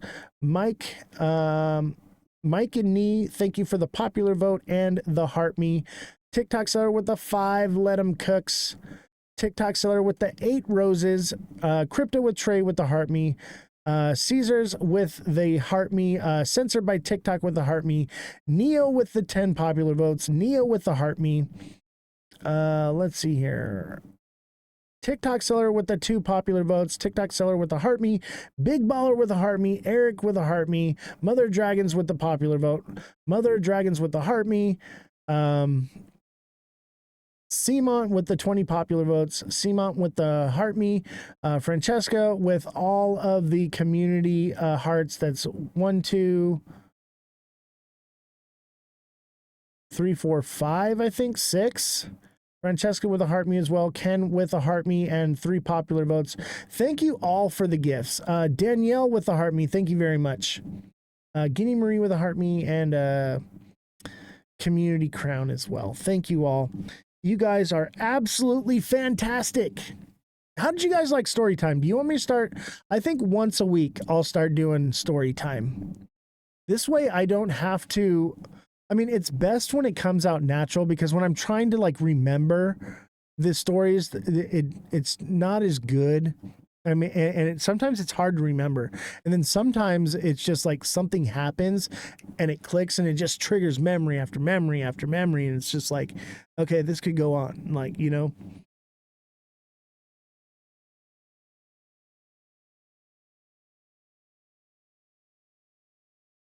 I think story time was fun. I like to reminisce about the past, man.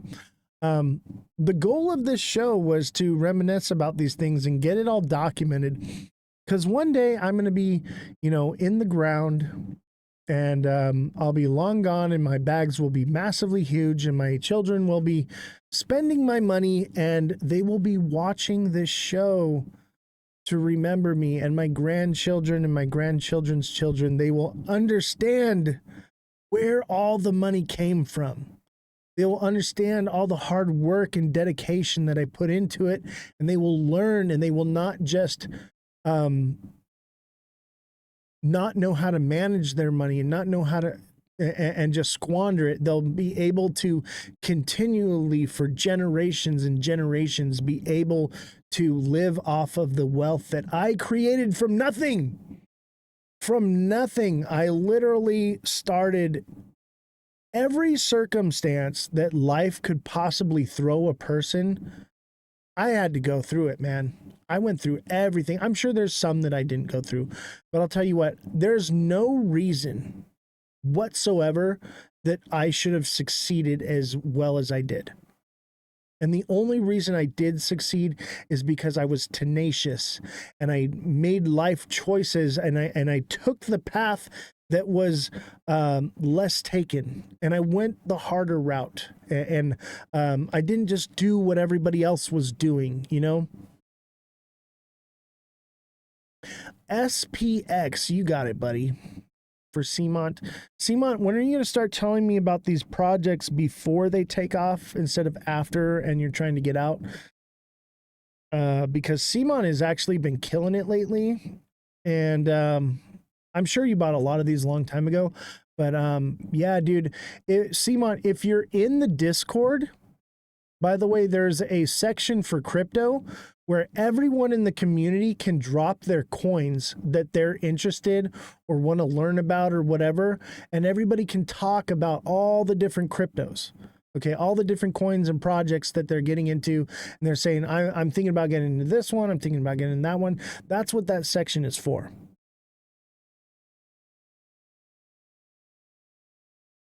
SPX. It's still early. Oh, yeah.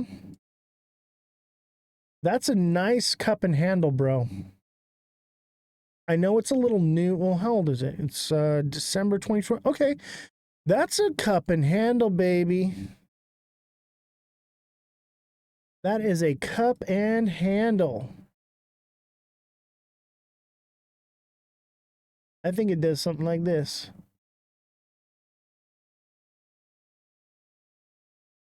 Yeah, like $2.90. I could see it doing $2 or $3 for sure. If that is a cup and handle, and that's what it's going to do, I think it could do that. Maybe $2.50. Let's be conservative, okay? Let's be conservative. Let's say $2.20 to $2.50, and it's at $1.30. That's great. That's beautiful. Is that XRP? No, this is SPX. This is looking good.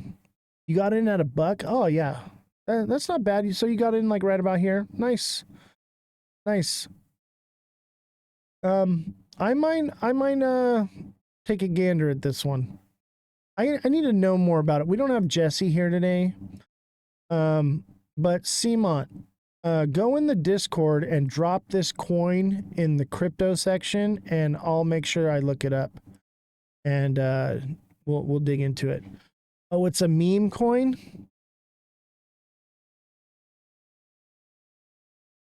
Check purple Bitcoin. I don't do meme coins. Bro, Cmont, tell me this isn't a meme coin. It's a meme coin? Oh, I don't want it anymore. Now I don't trust that charting whatsoever. All that charting just went completely out the window. I'm quick in and out. Yeah.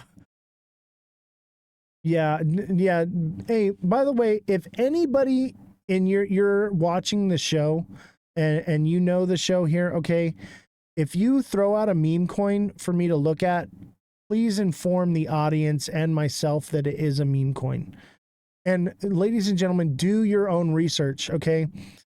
But now that technical analysis that I gave you just went completely out the window, and I think it's going to do more or less like this. That's what I think it's going to do now, because it's a meme coin. Meme coin changes everything. See what it did here? It's going to do that right here. Obviously, it could do more, but I mean, meme coins are called meme coins for a reason. There has to be like a meme or a social media presence backing it in order to make it take off. Fart coin is obviously going to do well. But SPX, like, nobody knows what that is, but they want to buy a fart. You know what I mean? I will always hold a fart, okay? So long as fart coin exists, I will always hold a fart, just so that they can say, what are you holding in your wallet? And I can say a fart. That, I swear to God, and I'm not the only one. Why do you think it's doing so well? I tell you what, if that thing ever bottoms out again, I'm going to buy more of it, because it's going to fucking go again. It's fart coin. Come on. How old are fart jokes? And they've been around forever. It's always going to be funny. And think of all the new people that are going to get into crypto and say, hey, look, they got a fart coin. I'm buying that one. I think of all the people that are going to be like, hey, I'm going to send my buddy a fart. Come on. I don't hold my farts. Yeah.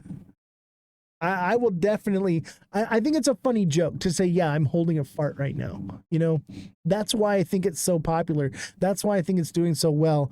Farts are funny. Exactly, Mother of Dragons. I think that that is going to be a collector's item. That is going to be timeless. Okay. And think of it, it won't burn out in being popular, because when the normies that are normies now get into crypto, they're going to see it. And when they're new, they're going to buy it. They're going to be like, oh, I'm going to buy this one. You know, that's why I'm like, okay, that is timeless. That is timeless. That is more timeless than Trump coin. Okay. Trump is only in office right now, 10 years down the road, 50 years down the road, no one's going to care about Trump coin, okay? It'll be nostalgic to, boomers, but that's it, okay? Fart coin will still be relevant in 10 years from now. Think about that. That's why I'm saying I will always hold a fart. And they're saying that like meme coins are like collector's items. That's the way I see fart coin. And then I can have the joke of saying, yeah, I'm collecting farts. It's genius. It was the best meme coin ever created, in my opinion. This stuff can get expensive. Imagine when everyone in the world can pump coins. Oh, I know. Oh my God. Could you imagine? So what are we at? We're at like 7 to 10% of people are into crypto in the entire world. Let's just say that it went to 25%. Now, hear me out though, okay? Here's the problem is the more people get into it, the more projects pop up. So the liquidity keeps spreading out. But if they get rid of a lot of the crap with regulation, then I could see that being positive.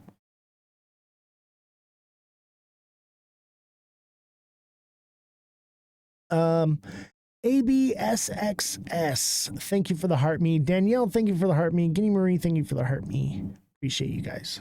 You guys are spectacular. Did we meet our goal? We did meet our goal. Let's do a new goal. What do you guys want me to do? Oh, let's do the community. Let's do some of the community ones. The community ones are really good for the algorithm right now. Let's do this. All right. New goal.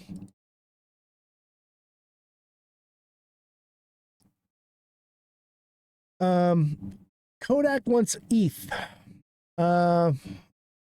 Okay. Let's do ETH, but before I do that, I have some news on ETH. Let's cover the news first on it, and then I'll give you my TA. And so that way you can understand why I'm seeing what I'm seeing, okay? What did I tell you? I told you ETH was a diamond bottom, bro. What was that, like a week ago? Before it did this, I was like, this is going to be a diamond bottom.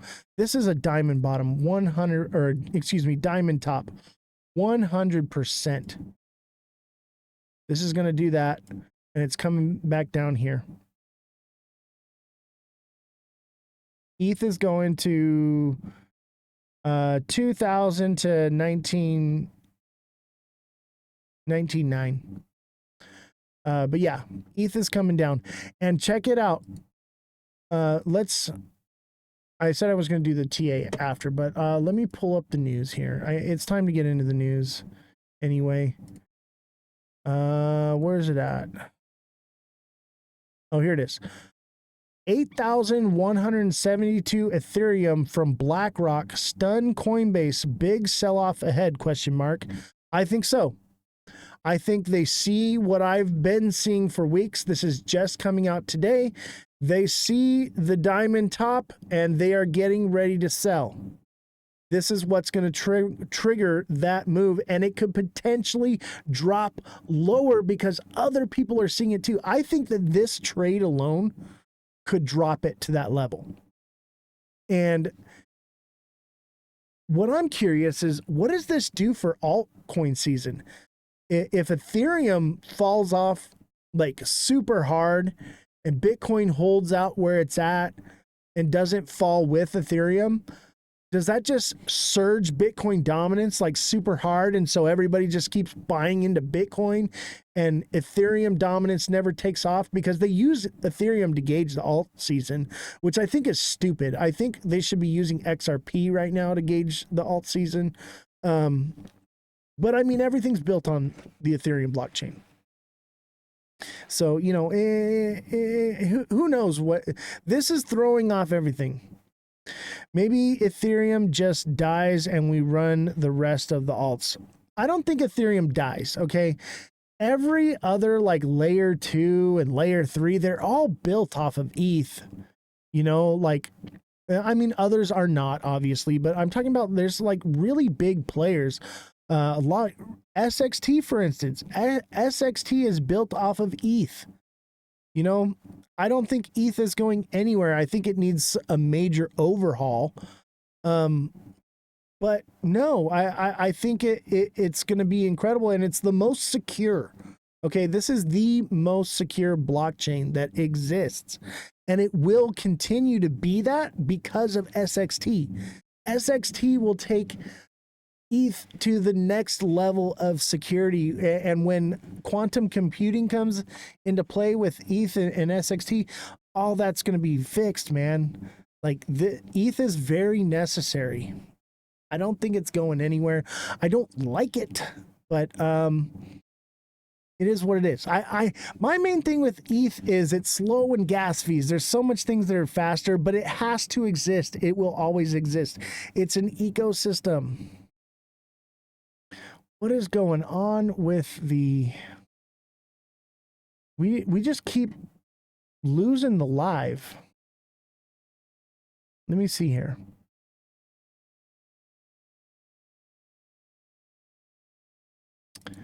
We're going to have to restart the router, I think, tomorrow. I'm going to have the IT guy restart all of that.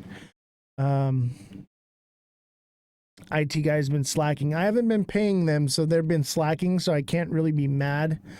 Because I'm like, I just got to buy one more dip. Okay, guys, I promise I'm going to pay you guys. I promise. That's why I was like last night, everyone's like, Jesse needs a raise. And I'm like, send $100 for Jesse and I will give her a raise. Because I know it's going to, I just feel it in my gut. Like a pump is coming again. Yeah, the live keeps freezing. I know. I got to have the IT guy reset the Starlink. What's happening is the main Starlink needs to be rebooted ever so often. And when it's not rebooted, it keeps switching from the main Starlink to the backup Starlink. Maybe I should just kick the live and start over. And, you know, if you're having viewing trouble, you all know where you can go watch it.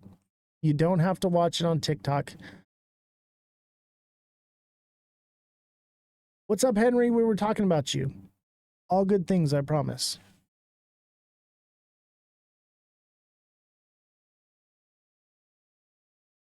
Call Elon? I mean, I could. You want me to call him right now? Let me call Elon.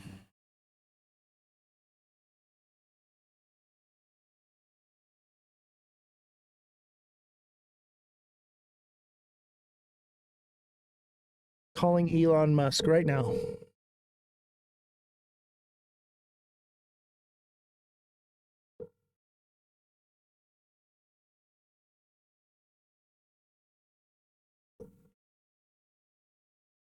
Do you think he answers?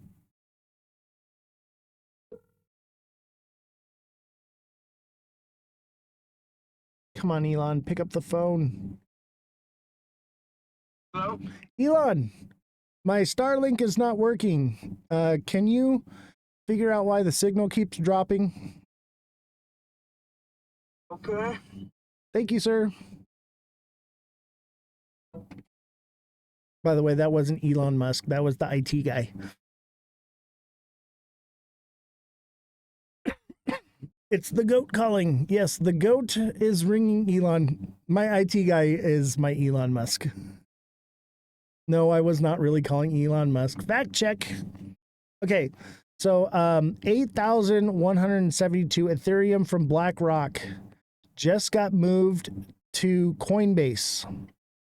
What I want to know is, why is BlackRock using Coinbase? Rookie mistake. Rookie mistake. I get Coinbase is probably more secure, but I find that strange. You would think that BlackRock would be using something other than Coinbase. Like, the fees are, they probably don't pay any fees because they just hold massive amounts, because Coinbase, it goes based off of like what you hold. Yeah, they probably have a deal with them. Yeah, that's what I'm thinking. I know that if you have massive amounts of money, if you're in like the millions of millions, like hundreds of millions, your gas fees are like nothing. Yeah, not if you're rich, Guinea Marie. And you can actually pay, I think it's like $40 a month to have zero gas fees. Honestly, I spend way more than that on gas fees, but I don't use Coinbase, so.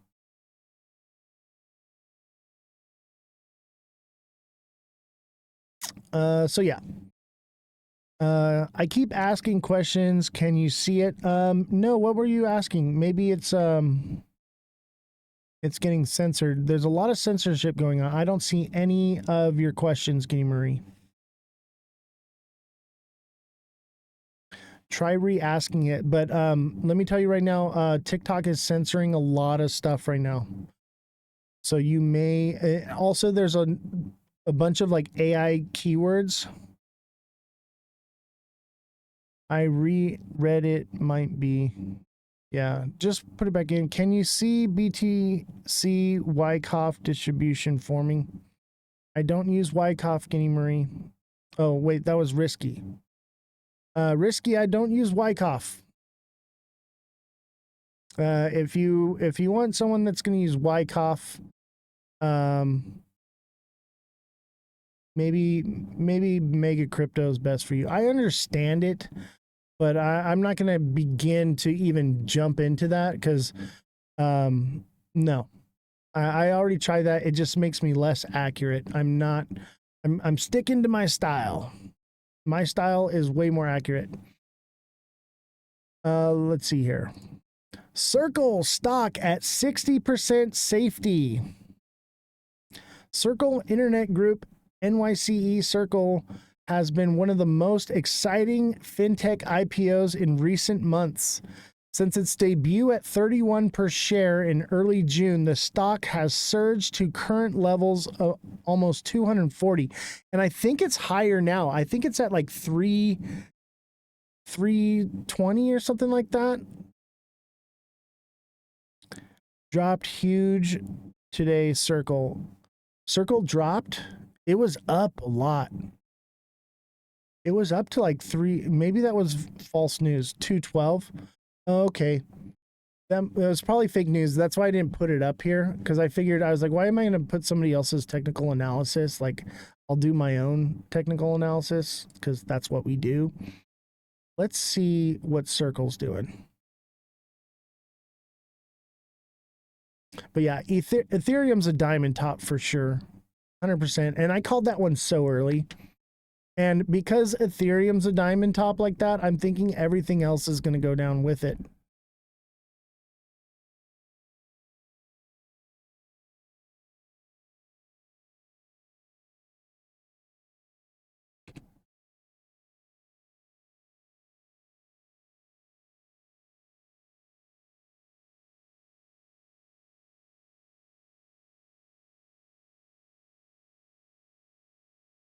Nope.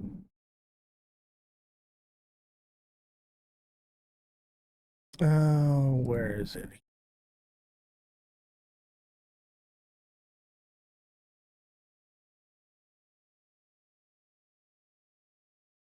There it is. Yeah, it needed to cool off for sure, but it really didn't cool off that much. Honestly, I'd say that this is good, good for it, but it could be topped out. It could very well be topped out. But if this starts going again, it could double top at 298, 299. Maybe it breaks to 300. I can't believe fake news, man. Fake news. News said it went to like $340, and I was like, oh man, I told Guinea Marie to take profits. And I was like, I kind of felt bad. And then I was like, now I see it. I'm like, nope, I was right. Oh, yeah. That kind of looks like a Head and Shoulders, doesn't it? Kind of got a shoulder here and a shoulder here. It's not really. I'm not going to call this a Head and Shoulders, but it kind of does. Right now, everything looks like a Head and Shoulders to me because I'm just like so locked in on XRP needs to be a Head and Shoulders. I need to be right. I'm not always right. But I feel like 190 was not a fulfillment of that Head and Shoulders yet. A diamond top? No, definitely not a diamond top. What it looks like is this was a bear flag. I said this, I think it was yesterday. So we got this pole right here, and then we got our flag, and it's a bear flag. Let's go into a lower time frame. Let's go into the 5 minute and see what it's cooking up. Yeah, it kind of looks like a Head and Shoulders to me, but this right here, this could be a diamond bottom. If it pumps up here like this, that could be a diamond bottom right there, and it could potentially move up. This, as of right now, is, I'm going to call it, I mean, it's not really, it's kind of a descending, broadening wedge, which is bullish, you know, and that would give us that pump up, which could make it a diamond bottom. But it could, it's an IPO. It's too new. There's not enough data. There's no way to chart stuff like this. Just make sure you're taking profits, but keep some. Absolutely keep some. And then when it starts crashing, jump out, but keep one, you know, but make sure you're taking profits on this one. Guinea Marie, if you bought as much as I think you bought Guinea Marie, I think you made a lot of freaking money. I think you made thousands, if not tens of thousands. I don't know, and don't tell anybody what you made, okay? But I think I remember you saying you put a few grand into it. So I would think that you at least made a couple $1,000s off of this for sure. You're going to have a good time in Hawaii.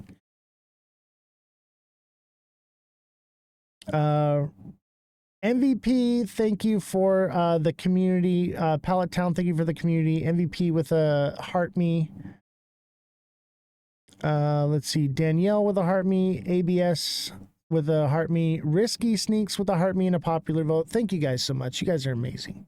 You guys are just, I'm telling you guys, I literally tear up sometimes because of the gifts you guys send me. And I know it's not even a lot, but just the fact that you're sending me money, like, I'm like, wow, I must be doing something right. You know, I feel like I'm doing something right here. Mother Dragons, thank you for the community heart. I like to think I'm doing a good job here. I'm censored on here tonight. I'm not sure why. TikTok is going after certain people. TikTok's going after certain words and phrases. So if you're having that problem, I'm not allowed to promote other platforms, but you know where to go, Guinea Marie.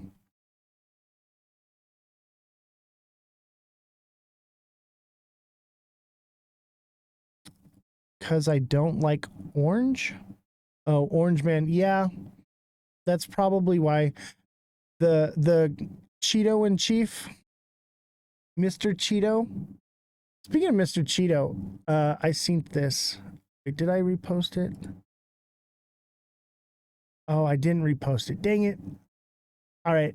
Guinea Marie, I'm going to send you a funny TikTok meme. You and I are going to have a little laugh later, all right? We're going to have a laugh over the Cheeto Man. Listen, I love Cheetos. Everybody says so. They're delicious. I like it when they crunch in my mouth.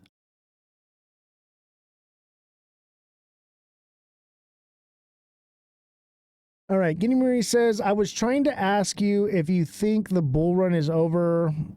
I read it was maybe. Some people are speculating that it's over. Some people are speculating that it's about to take off. I don't necessarily think it's over, but it quite possibly could. Yeah, kind of concerning that it was censoring. Yeah, that is very concerning to me as well. The fact that they censored that raises questions.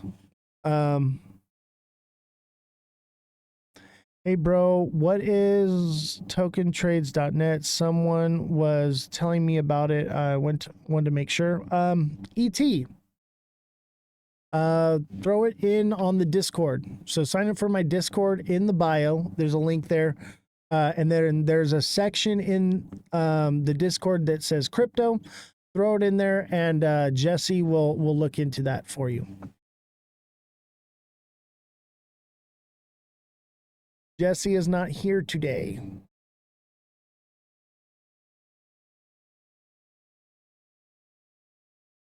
Oh. Whoops. Reopen, close tab.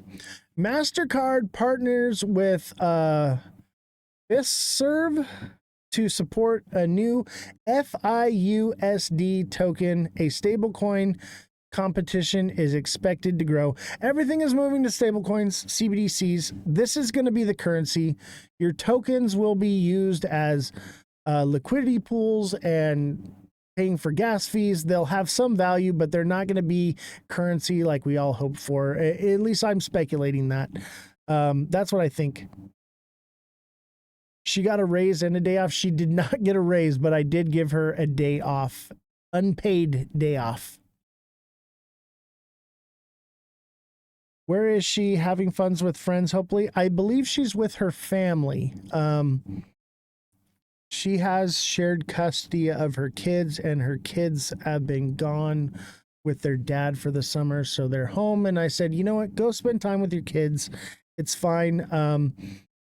She wanted to take off Friday too, but we have Francesca coming on the show. So I said, if you can come on Friday, I'd really appreciate it. But if not, I'm not going to fire you over it, you know? So we'll see if she's here Friday or not. I'm a nice guy. You know, I try to be a good boss, you know? Even like, you know, the IT guy, sometimes he forgets to do things. I try not to get on him too much, but at the same time, he makes the most money around here. He is the most consistently paid and overpaid member, I think, on this show. But I need him because it's too much work for me. Too much work for me to do all of this stuff. So I do need him. But for what I pay him, though, I think it's rather reasonable. Because IT is not only hard to find out here, but expensive, man.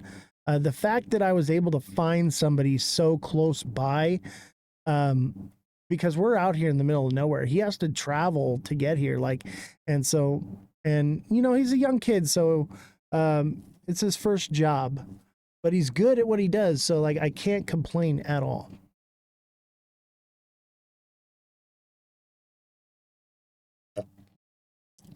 But yeah, he's raking it in.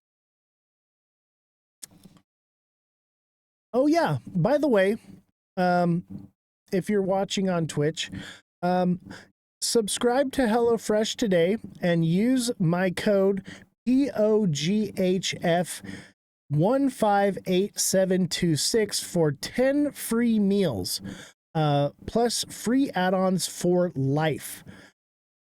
One item per box with active subscription if you are in the U.S. Outside of the U.S., the local discount will apply. Free meals applied as discount on the first box. New subscribers only. Varies by plan. Click the link in the chat there if you'd like to sign up for HelloFresh. anyone that signs up for HelloFresh, I receive $90 for each person that signs up. So if you sign up for that, not only are you getting something, but you are making a massive donation to the show. So if you're interested, definitely sign up for HelloFresh. Help support the show, help support a healthy lifestyle. And, you don't always just have to give money. Get something in return. Buy some HelloFresh meals. You won't have to cook. They come right to your door. They're actually good. I used to have a HelloFresh myself. And that's why I decided to add HelloFresh as one of our affiliates here for sponsorship, because I do know that it's a good product, and it is going to help the show. Even if just one person subscribes, that's great for the show. So sign up for HelloFresh. The link is in the chat on Twitch. Thank you to everyone that does sign up. Much appreciated. Make sure you use the code, my code that's on there, to get your discount, as well as make sure that I get some retribution from you signing up. So thank you all, anyone that signs up for that. Much appreciated. If you were a good boss, you'd give her paid days off since she's a single mom. Well, I usually do. But we're here's the thing is what I've decided is once, because I want to have the capital to buy when the time comes to buy right now. So, I've asked if they're willing to hold off, and I'll give them a bonus or something, or when TikTok pays out, I'll continue to give them money. But we're kind of treading, water right now, which is fine. We'll be okay. But I really want to get a good trade in here soon, where I can pay everybody off, because I was so tired this week, and I missed the dip, and then it went up, and I was kind of worried about what was going on with things, so I didn't want to risk it. But I'll make a trade here soon and get everybody paid. Everyone's really chill because I'm really chill.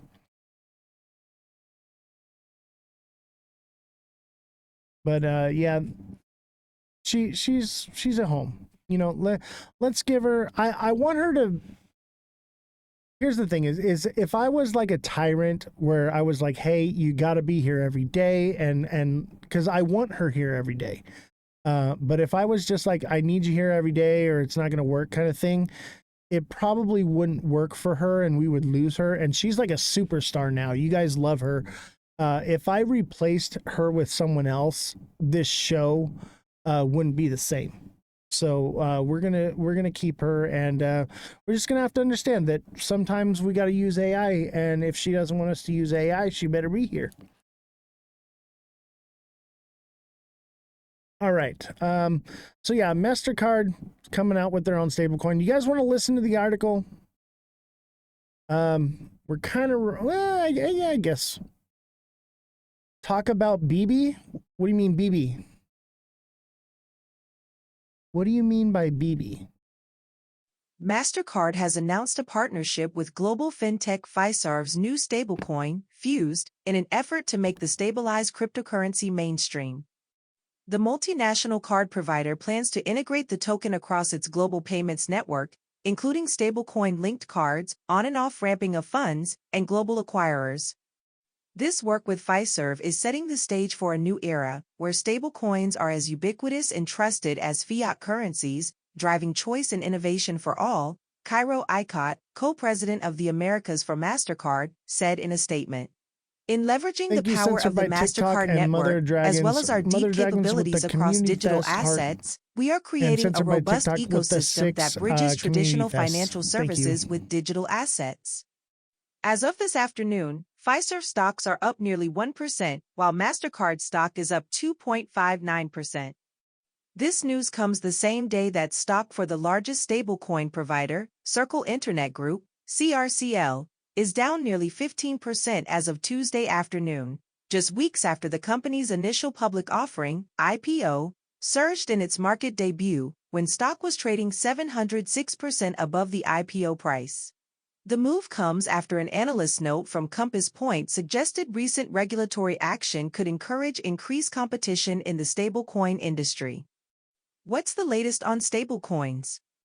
Stablecoins are growing in popularity as a more stable cryptocurrency option due to Boo, their value being stablecoins. tied to external Boo. commodities like gold or Everybody currencies put like a the US dollar. boo in The the chat. Genius Act recently passed Boo by in the the chat for Senate would set stablecoins. standards for stablecoins and would ultimately allow for other card providers to widely implement them in their processes. Supporters of the bill say it would encourage more stablecoin Censored competition by and TikTok. consumer Thank you for the protection, 58 while those in community opposition fest. positioned the Appreciate bill you. as too industry-friendly and financially Simon beneficial says, for the current boo. presidential administration. To date, stablecoins have largely been a store of value, said Takis Georgokopoulos, Chief Operating Officer of Fiserv. Our work with MasterCard is promoting greater reach and utility of stablecoins by helping our financial institutions and merchants enable greater payments choice to their customers. Other finance and banking giants like JP Morgan Chase, Bank of America, and Wells Fargo have also begun to delve further into the world of stablecoins through joint partnerships, demonstrating the foothold that the cryptocurrency may be taking in the market. All right. So yeah, boo for stablecoins. Everyone's like, oh, this is so bullish. This is so great. Not great. I'm not excited about this. Crypto is really changing in a way that, I mean, I kind of foresaw, but I didn't think it was going to come so soon. I thought maybe we had another 10 years before this came around. I'm really bummed about it. Pro XRP lawyer ends speculation on Ripple versus SEC final verdict delay. Binance's CZ says everything is dip before all-time high. And here's what I want you guys to take from this, okay? XRP community has recently been surprised with a rumor concerning the Ripple versus SEC case, according to which the final decision could be delayed until late 2026. The speculation caught the attention of pro XRP attorney Bill Morgan.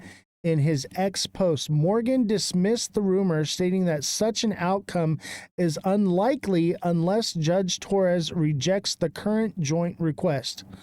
And that is a possibility, okay? If she rejects the request, okay, next year, and this is what I've been saying, this is possible, okay? It's kind of unlikely, but also it is possible. And I would say that we're probably going to get a 60-day continuance on this one. But it could be beginning of 2026 this happens. You know, maybe not late, but this stuff takes time. But here's the thing to take from this, okay? According to the attorney, the most probable scenario is that both parties accept the summary judgment, penalty, and permanent injunction, which is probably going to happen. This is what I've been saying.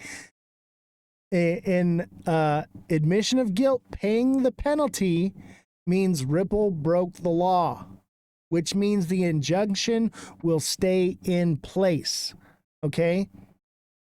And if that's the case, then it would get appealed, and then we would be looking at late 2026 on this one.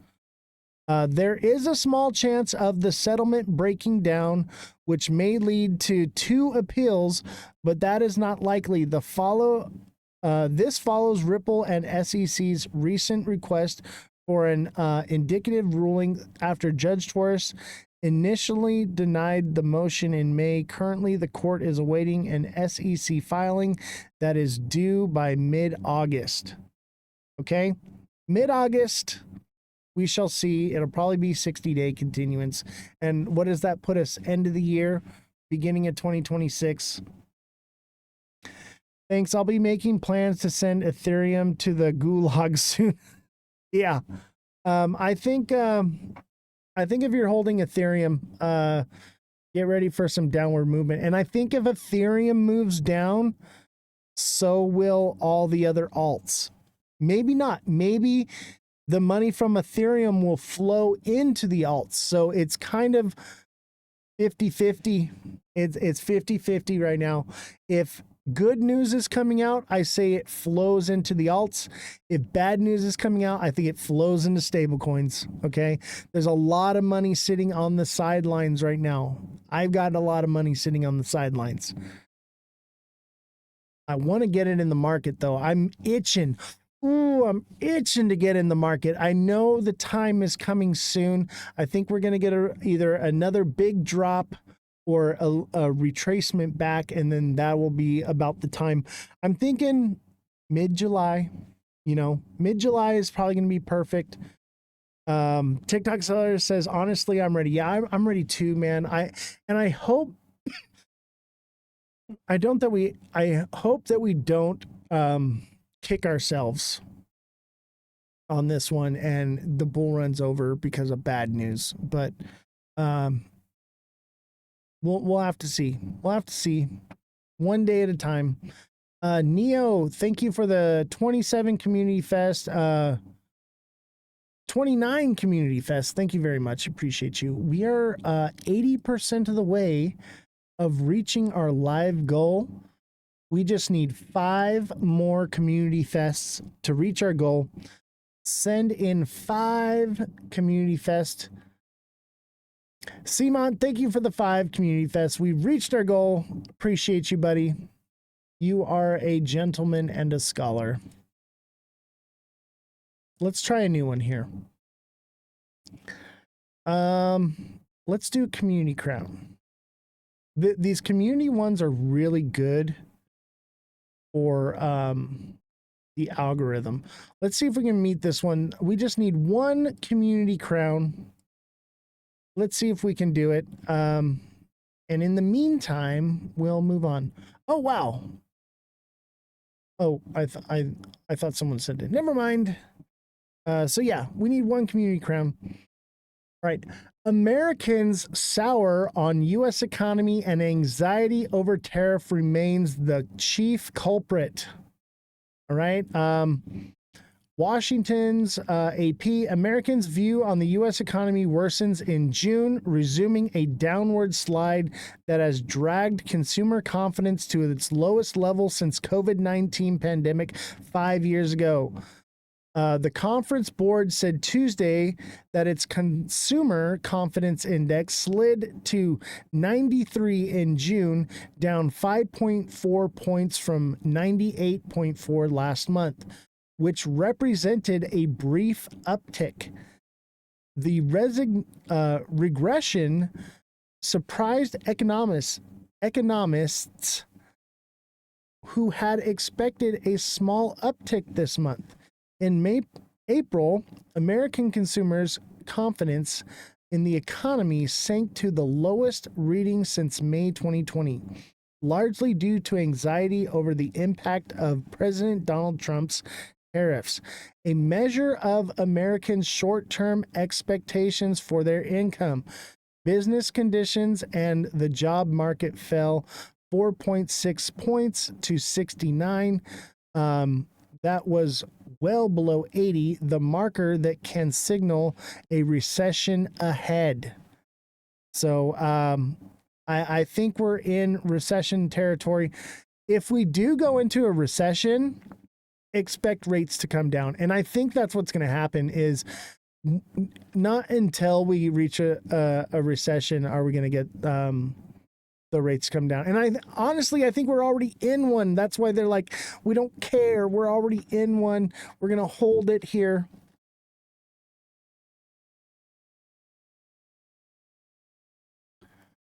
So yeah, that's pretty much all there is to take from this one. Okay.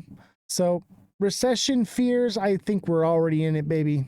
People are already not spending money on certain things, because they need to pay bills. People are already not paying for gas because they need to pay bills. That's depression. So I think we're long past recession. I think we're creeping into more of a depression. And I think what they've tried to do is conflate recession with depression. But it's like they don't want to say depression because they don't want to like crash the markets and people hear depression, they're going to freak out. You know what I mean? And be like, oh my God, it's the Great Depression. We're in it already, you know? Are there any updates on the war? Yes, those are coming up, Guinea Marie. In case you hadn't noticed, the way the show runs is we do the financial news. We cover we cover crypto news. We cover, Fed rates, recession, and tariffs. And then we cover the war stuff, you know? So that's how it's always been.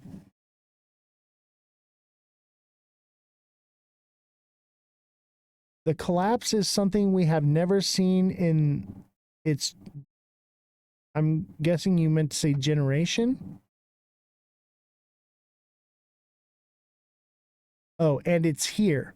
The collapse is something we have never seen and it's here. Yeah, I mean, yeah. I'm trying not to be too bearish. I want you guys to all keep in mind that I am a human being and I could be wrong. We could just take off to 11D any day now, okay? It could happen August, September. It would be great to wake up to a pile of money mid-August. God knows we all need it, okay? I want to hope and believe, and I think because of Moon Cheese, there is some hope. At the same time, I don't know. Neo says 74% of people and families are living paycheck to paycheck. Under Biden, it was 49%. Yeah. And I think it's worse than paycheck to paycheck. They're living credit card to credit card right now. People are worse than that. And the only reason we're not in a depression right now is the difference between now and the depression. It's worse now than it was in the depression. The difference is people have access to credit. They're giving it out like hotcakes, man. Which leads me to believe one of two things. One is, are they planning to change the financial system and it's just not going to matter? Or they're trying to get people so broke that they can't buy into things like crypto and become rich, because we can't have too many rich people running around, right? Can't have all these normal folk getting rich. Man, these headphones, I mean, these are comfortable headphones. Oh, but man, it's my glasses. My glasses make it hurt so bad. I got to get contacts. I just have to. I have to. And I just haven't had time to get to the optometrist.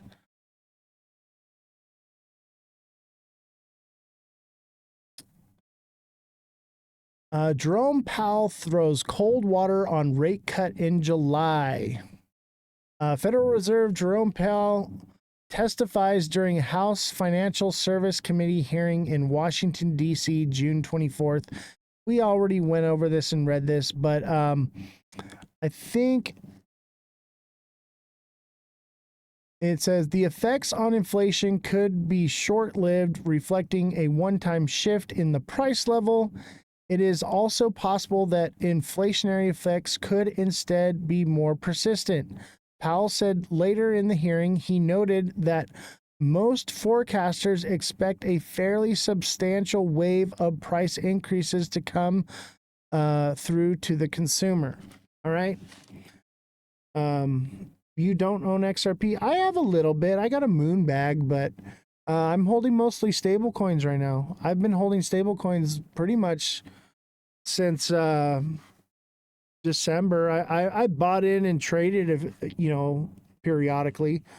But yeah, I'm pretty much. What the heck? Oz the crypto goat liked the live. Did you guys see that? I liked my own live. There's fake accounts out there with me Be careful. If I ever reach out to you and send you a message, it's not me. Okay. You will always message me first, and then I will respond to you. And I will only respond to you if you're a deluxe subscriber.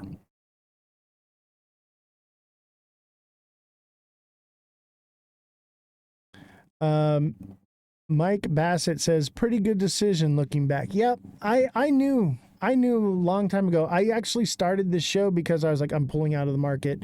People need to know.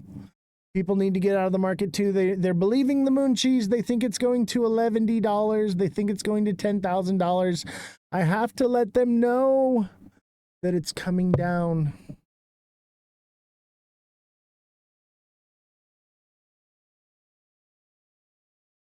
ABC's Crypto World, I'm Mackenzie Sigalos. Digital currencies are recovering from a weekend sell-off driven by those U.S. strikes on Iran. Now, Bitcoin fell to $98,000 after President Trump announced the targeted strikes on Iranian nuclear sites Saturday. But as of noon Eastern today, the cryptocurrency bounced back to $101,000. Ether rose to $22.49 and Solana climbed back to $133. Now, over on Wall Street, shares of Circle continue their meteoric rise. The stock's up 20% so far this morning. Stablecoins continue to gather attention from traditional finance, and Circle is a major beneficiary of that excitement. Now, prices are changing quickly, so head over to CNBC.com for the latest. Okay, let's stick with that stablecoin trend as we hit our top stories. Payments giant Fiserv announcing a new digital assets platform and a stablecoin to match. FiUSD will be pegged to the US dollar and launch using infrastructure from Circle and Paxos. Fiserv already processes around 90 billion transactions a year, coming from 10,000 financial institutions and 6 million merchants, and it hopes to bring many of those transactions into the crypto ecosystem. Next, another Bitcoin treasury is headed to U.S. markets. Anthony Pompliano's ProCap announced that it will go public in a SPAC deal with Columbus Circle Capital. Now, that deal includes raising over $750 million for the new venture. ProCap intends to hold $1 billion worth of Bitcoin on its balance sheet and offer a Bitcoin-native financial services platform similar to a Goldman Sachs or Cantor Fitzgerald. Now, this comes as public companies like Strategy and Trump Media have adopted or announced a Bitcoin treasury plan of holding Bitcoin on their balance sheets instead of cash equivalents. Still, there are some holdouts to this corporate Bitcoin buying strategy. Meta allowed shareholders to vote on the proposal in its latest annual meeting. Less than 1% of respondents voted to hold Bitcoin on its balance sheet. All right, for our main story, let's talk about the market reaction to the latest out of the Middle East. I spoke with Pete Najarian, managing partner of RW3 Ventures, about that and how crypto startups are reacting to the latest geopolitical and economic uncertainty. So let's actually start with your reaction to what's going on in the market right uncertainty. now. We've got Bitcoin That's bouncing back from a uncertainty. sell-off this weekend driven by that U.S. attack on Iran. Investors seem to be shrugging off their initial reaction to the news. What's going on here? I mean, it's really an interesting time. Historically, if you'd had, macro events that were not remotely of this caliber, you'd see Bitcoin trade off dramatically. And we're entering a period, and this has been much discussed in the markets, where it really does feel like we are into higher lows. Certainly, the volatility is lessening, and there's a little bit of a double play here with Bitcoin, where the store of value use case is becoming more and more real in an environment where you have a big macro event and there is a race to a store of value. Bitcoin's benefiting from that. And in an environment where it is risk on again, Bitcoin's also benefiting from that. So we're definitely entering new territory. In the chat. I think that's for a bunch of reasons. Hit the like button. But let's I get would up to argue that volatility, 40K, 50K. The market will continue to rally and volatility will continue to lessen over time. From a VC point of view, there are a lot of questions in the air, from geopolitical uncertainty to economic uncertainty. Is any of that playing into the crypto startup space? And are there any areas that are being especially hit by these factors? I think that we had a great first quarter. Interestingly, in the first quarter, the majority of the money actually flowed into later stage guys. opportunities. Keep tapping, and that tapping hadn't away. happened since late 2020. Keep on tapping. And most of the later stage capital is actually flowing into what are crypto-related financial services plays. So, and you're seeing that also play out in the public markets. I think the Circle IPO was kind of a seminal event for the industry. There was a time when, not many months ago, when I think Circle would have been happy to IPO at a $5 or $6 billion valuation. Today, it traded above 60. So, this is quite a robust time, particularly in financial services, and we are seeing more capital flow into later stage opportunities than kind of pure pre-seed and seed opportunities. And speaking of Circle, an announcement this morning from Fiserv saying that they would be working together on a dollar peg stablecoin that the fintech firm will be issuing. Talk to me a little bit about these stablecoin wars, especially now that we have a lot of established fintech players entering the market with the expectation that pretty soon that Genius Act or some form thereof will be passed into law here in the U.S. I think it's important to not count the incumbents out. So you've got two big horses in the race today, which are Circle and Tether. You have a big universe of startups, really globally, that are trying to attack either the U.S. dollar tokenized space or the emerging market tokenized space. But at the end of the day, it's pretty easy to commoditize this technology. And I do believe that those that have the customers are those that are likely to win over time. And as you see big tech incumbents and even big financial services incumbents talk about launching their own stablecoins, I do believe that having a big customer base, like in the case of a Meta or the case of a JP Morgan or some consortium of banks, entering the space is going to have a huge impact. I think it'll be harder for the startups to get that flywheel spinning. I do believe Tether and Circle are in a very strong position. It's going to be interesting to see how that plays out as big established groups from other industries that have huge customer bases already offer the same technology. Now, stablecoins and these publicly traded Bitcoin treasuries seem to be all the rage right now. Why is that getting all the attention? I think when you think about financial services, well, first of all, the big unlock for all of this, in our opinion, is financial services moving on to blockchain-based architecture. And there are kind of three legs to that stool. One is store of value. And we would argue that Bitcoin is winning the digital store of value use case. Another is payments. That's where the stablecoin businesses are robust and growing. And really, it's very, very early innings of that space. That's cross-border payments and also micropayments and domestic payments.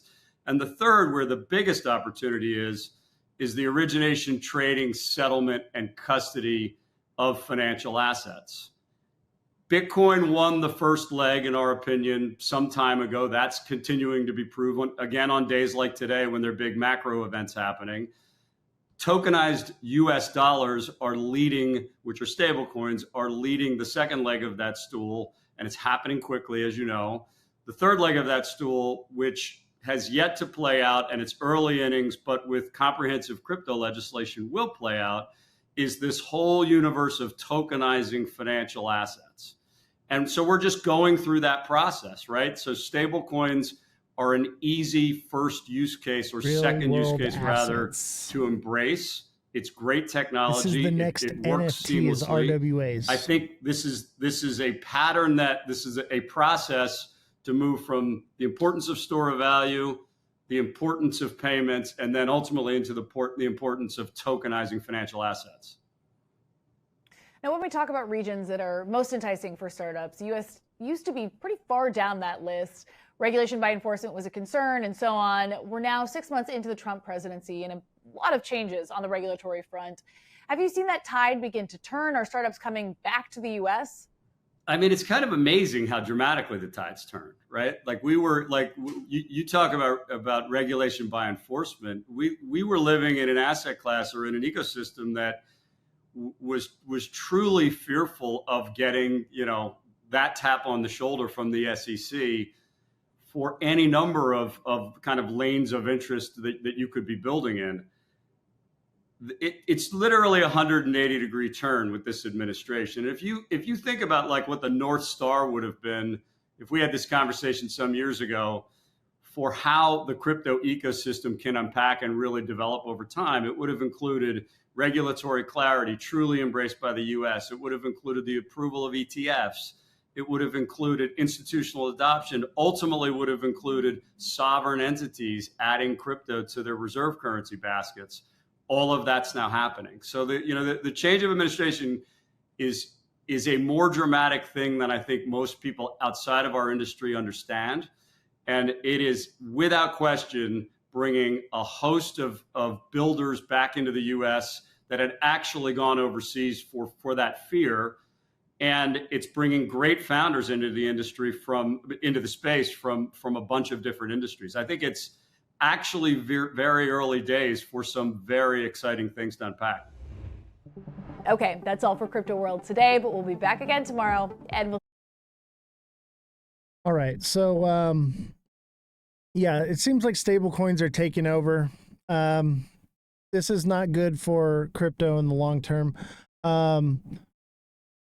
Ano das Rojas, thank you for the heart me. Simon, thank you for the greeting hearts. Simon, thank you for the swan and the community crown. Nate, thank you for the heart me. Akram, thank you for the heart me. Much appreciation to all your guys' gifts. We got another gift. We need the hearts. If you guys want to help us out with getting the hearts sent in. Someone in the chat, Mike Bassett, says, what are your thoughts on USDT? I'm suspicious of it. Okay, so here's my thoughts on USDT. It is speculation, but I think it's rather true because if you track the money says everything, okay? And we've covered this prior in the live, and I'll probably cover it again soon in more depth and detail when Jesse's here on the show. But basically the speculation is that USDT Tether coin is basically inflating the supply of stable coins and pumping it into Bitcoin, which continues to raise the price of Bitcoin. And because of that, for every $100 that's in Bitcoin, it's only backed by $1. So that's the speculation that's going around. And you know, with regulation comes investigation, and they could very well find out this stuff. And they're talking about delisting USDT in the US. If that happens, expect Bitcoin to drop dramatically. Okay? So just keep that in mind. All right, some more news here. EU readies retaliatory tariffs to secure better trade deal with Trump. So July 9th, the retaliatory tariffs are probably going to come into play. And also we're probably going to be seeing possibly other countries having retaliatory tariffs, and possibility that that Donald Trump implements higher tariffs on other countries as well. There's a lot of countries in play right now, and there's no deals have been signed. No deals. There are tentative deals. There's kind of a rough deal with China, not really. But I would say there's nothing really concrete yet as far as blanket tariffs go.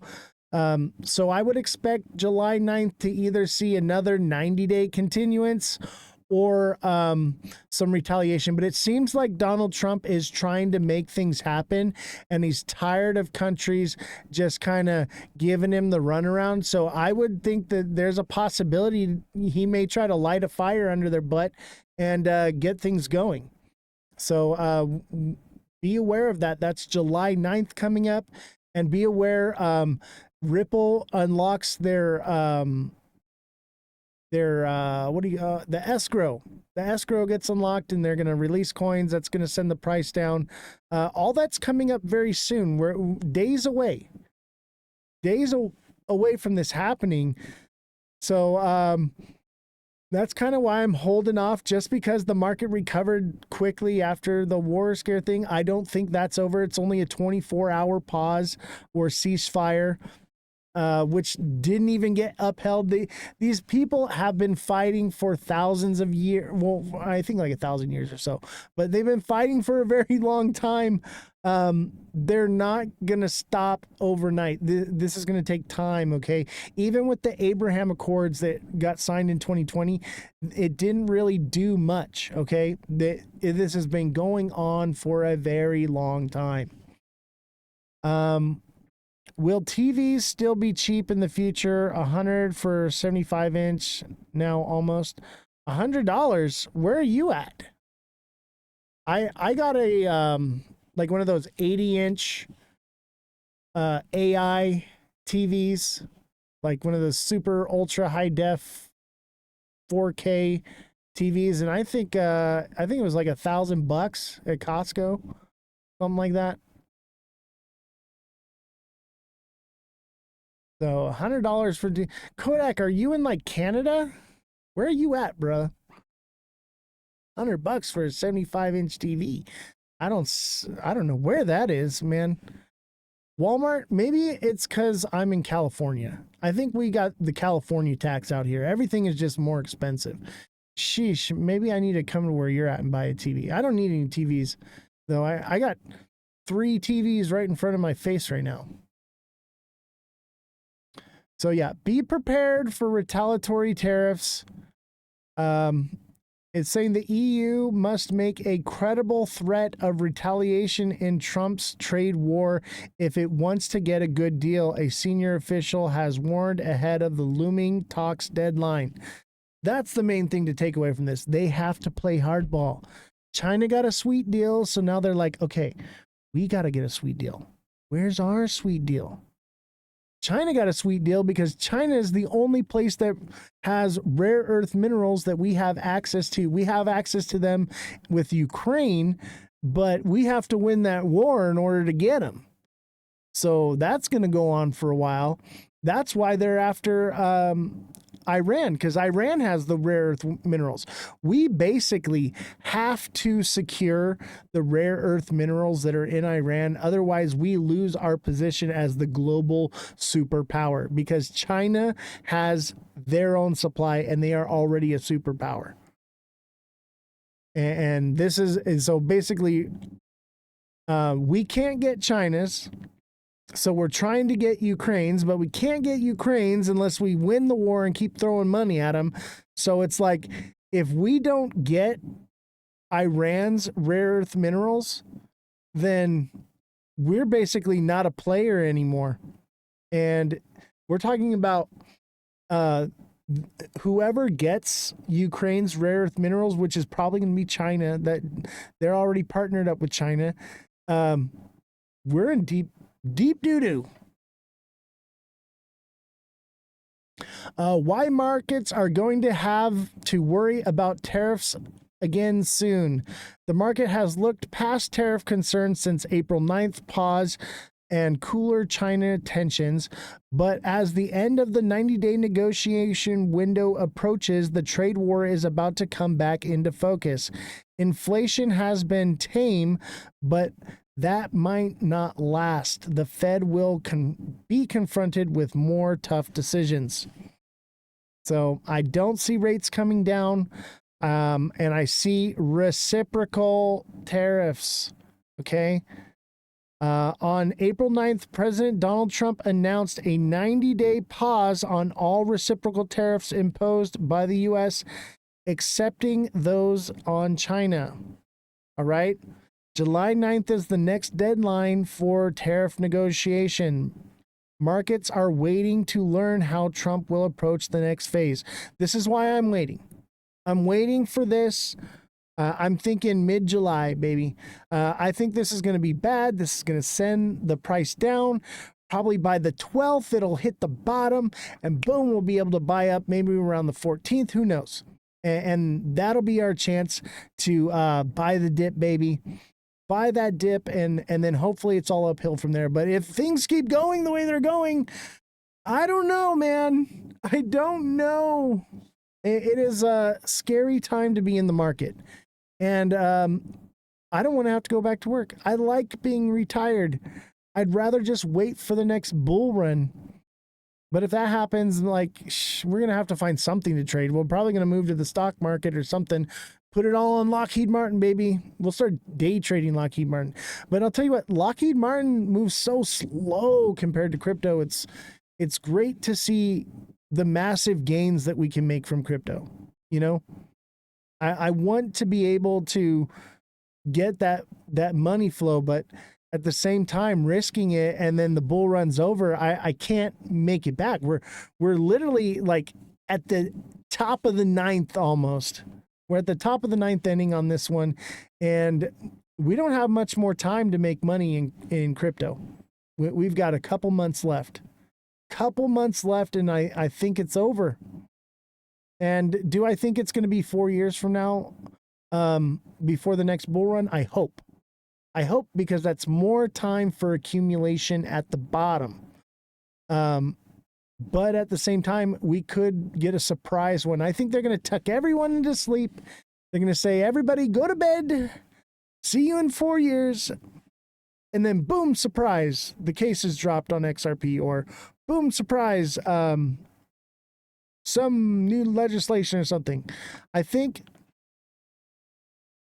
we're going to see a sooner bull run. And I have a feeling that if the XRP case does not get dropped right away, or doesn't get dropped in the next, by the end of this bull run, and it does get dropped like halfway through the year, if it's good news and it's like the injunction's gone and game on, that could spark the next bull run. Very likely. And it could just be where that's where XRP takes that number one position, because everyone just comes flooding into XRP, and then all of a sudden the whole market starts booming again, and everybody's like, yay, crypto again. We didn't have to wait 4 years this time. But I think a lot of people will miss out if that happens. A lot of people will miss out because they'll be waiting. They'll be like, all right, see you in 4 years. Big players in the crypto space will be out. All right. I'm not going to read all these articles, but this is basically a good timeline. All of this is CNN News. I try not to stick with CNN News. Jesse isn't here. So it is what it is, but this is a great timeline, and it's all together in one article. So I just decided to go through this, and we can read some of the ones that are more relevant, but we'll just kind of read the headlines and go from there. Oh, you know what? Where's the Cheeto in Chief? Oh, we lost that one.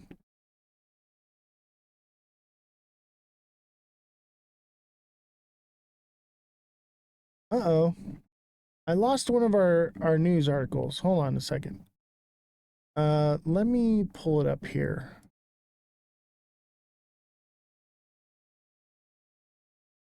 Let me pull it up. Bear with me a moment.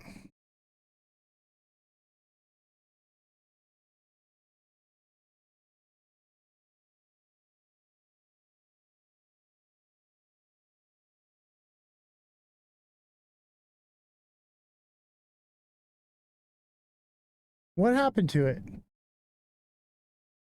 We'll pull it up. We'll just Google search it. It'll come up. No big deal. All right. So Representative Al Green introduces articles of impeachment against Trump over Iran strikes. This was 8 hours ago. Okay. And then we got Democratic lawmakers express anger that classified briefings on Iran were postponed. Which will probably not get a briefing, because they don't want to say that they didn't actually do anything when they did the airstrike. They brought us into a war that we didn't have any business being in, and accomplished absolutely nothing. Israel lifts country's restriction on airports. Iran is ready to resolve issues with the United States, president says on call with Saudi crown prince. I don't believe that. So Iran achieved a historic victory following 12-day war that imposed by Israel president. The president claims, okay? And then there's another one here, and it's the opposite. It says Israel. And then it says Israel achieved a historic victory according to Netanyahu. They're both claiming victory. Maybe this is good. If they think that they're both winning, then hey, everybody wins, right? You know. House votes to block Democrat-led effort to impeach Trump over Iran strikes. And obviously we covered this. He didn't break any rules.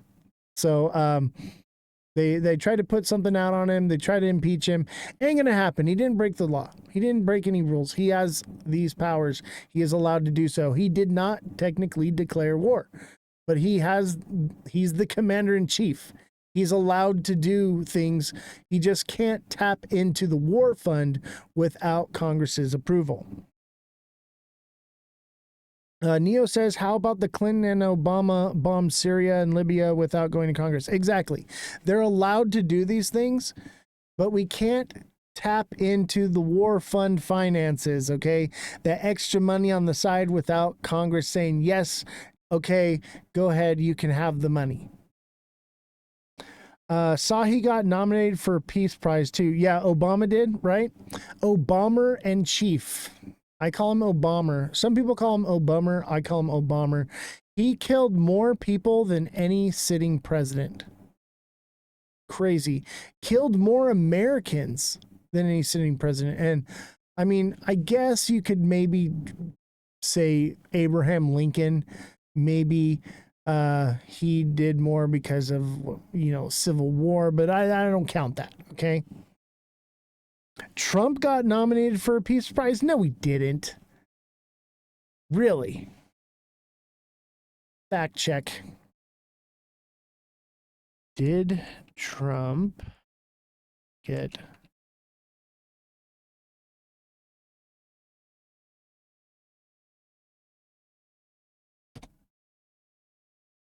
Trump gains losses, Nobel Peace Prize nomination in one day?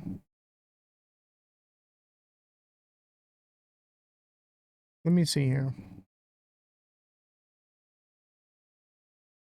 Trump is nominated for a Nobel Peace Prize over ceasefire deal. But there's no ceasefire. I don't get it. There is no ceasefire. It's a 24-hour ceasefire. 24 hours. It's actually 12 hours. 2 12-hour periods for a ceasefire. What a joke. What a joke. I mean, yeah, great. He peace for 24 hours. Hopefully it lasts. But this is probably the most fragile peace deal, ceasefire I've ever seen. But if it sticks, great. This is what we want, okay? This is what we want. But my word, why didn't he get a Nobel Peace Prize for the Abraham Accords? You know, the Abraham Accords were historic in 2020. He should have got one then. Israel will respect ceasefire as long as Iran does, defense minister tells U.S. So they're both saying, I won't shoot if you don't shoot. And then here we have the satellite image of the nuclear facility. And nothing happened, man. Early U.S. intel assessment suggests strike on Iran did not destroy nuclear sites, sources say. I actually was the first person, I think, to report on this, other than I think it was Iran or India, local news. But I think in the U.S., I was the first reporter to cover this story. You heard it here first. And if you follow the show and you got the alert, you saw it, the first, I'm willing to bet money on that I was the first one to report on this. We were on top of this story, and we have such an amazing news crew here. But I actually It was me and Jesse that found this one together. We were working late on this one. Israel achieved a historic victory. The U.S. undertook great diplomatic efforts to get Turkmenistan to accept Americans leaving Iran. Israel will continue to weaken Iran's axis and defeat Hamas, Netanyahu says. So look at, not 6 hours ago, this was reported 6 hours ago, that Israel will continue to weaken Iran's access to defeat Hamas. So maybe they're not going to shoot at each other, but they're going to use other types of warfare. It is not over.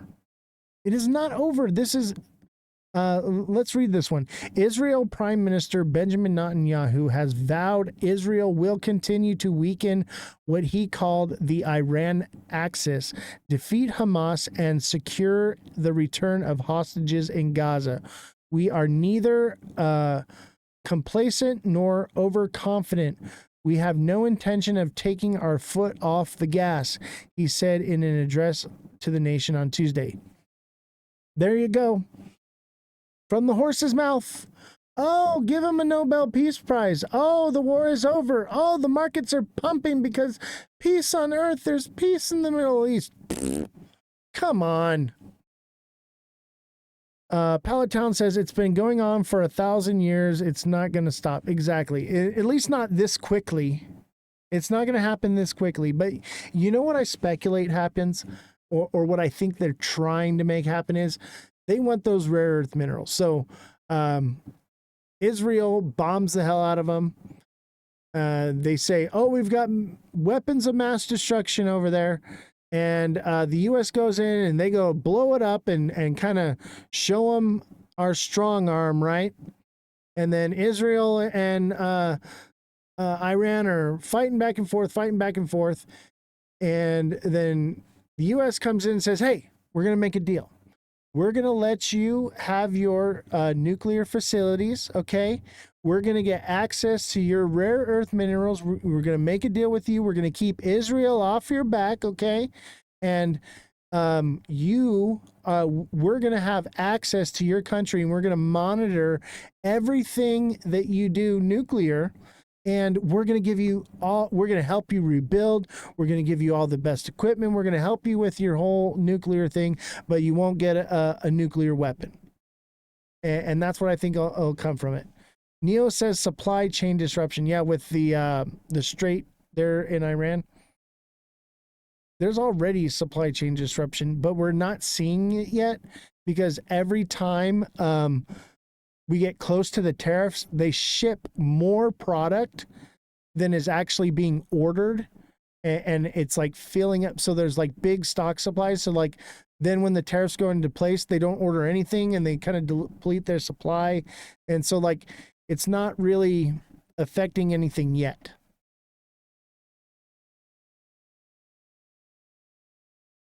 Let's see. Israel's ambassador to the UN says diplomatic talks with Iran will happen soon. We'll see. Yeah, they got a 24-hour ceasefire. I'm sure it's happening now. They're probably talking right now. It's what, 7 in the morning over there. Maybe we'll know something by tomorrow morning. What comes about of this, or we wake up to explosions and rockets. One of two things. Either I'm leaning towards the rockets, guys. I think this is going to end with boots on the ground, to be honest with you. I hope I'm wrong. I really, really do. But Iran moved their nuclear supplies, so we didn't hit anything. So they could still be building a nuke somewhere. This, who knows? This is so uncertain. That's why I'm just like, I don't want to touch the market yet. I'm not gonna jump in willy-nilly. I'm hoping for the best, but I'm expecting the worst. This is just, these kinds of things just don't resolve overnight. Death toll in Iran after Israel strikes rise to 16, regional official says. So, that was 7 hours ago. I think people actually lost their life in the barrage of rockets that Israel sent after the ceasefire, which is terrible. And that leads me to believe that this isn't over. They're just playing nice for a little bit. This is just, the ceasefire is just a way for them to stock up on more rockets in the meantime. That's all they're doing. Both sides are doing it. Stocking up on rockets, and then they're just going to go, come on. You really think it's over? I don't. I hope, but I don't. I just don't believe it. Shit like this is too complex for it to just, oh, it's over. And what I can't believe is people don't understand that they actually think that it's over, that the war is ended. They're giving him a Nobel Peace Prize for what? For what? U.S. strikes in Iran degraded Iran's ability to develop a nuclear weapon, U.S. ambassador tells UN. I don't think so. I think they have other facilities somewhere else that we don't know about, or it delayed them, okay? It delayed them. And maybe it bought us a little bit of time. Hey, everybody, smash the like button, subscribe to the channel, share the show with your friends. Viewership's way down. If we drop below 20, we have to end the live.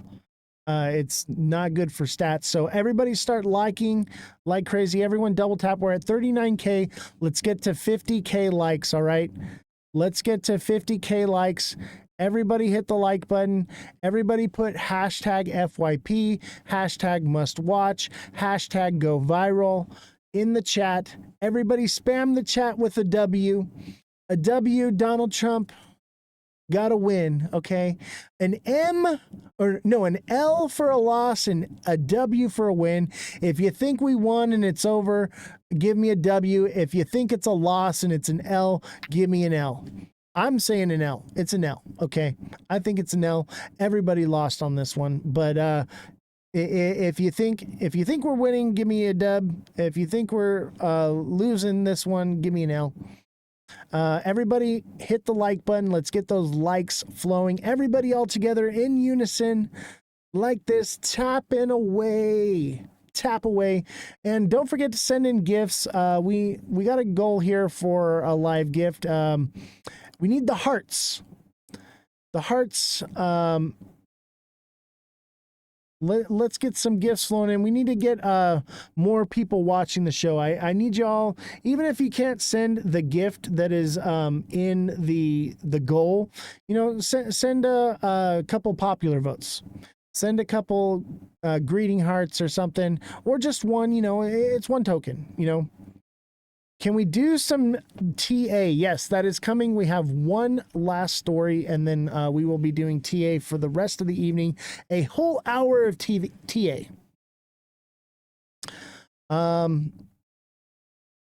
Let's see here. Israel extends mobilization order for reservists until July 10th. So Israel is not... The war's not over. They're extending their reserve, for their military, their reservists, until July 10th. So that's being pushed off. So that's another indication that this is not over.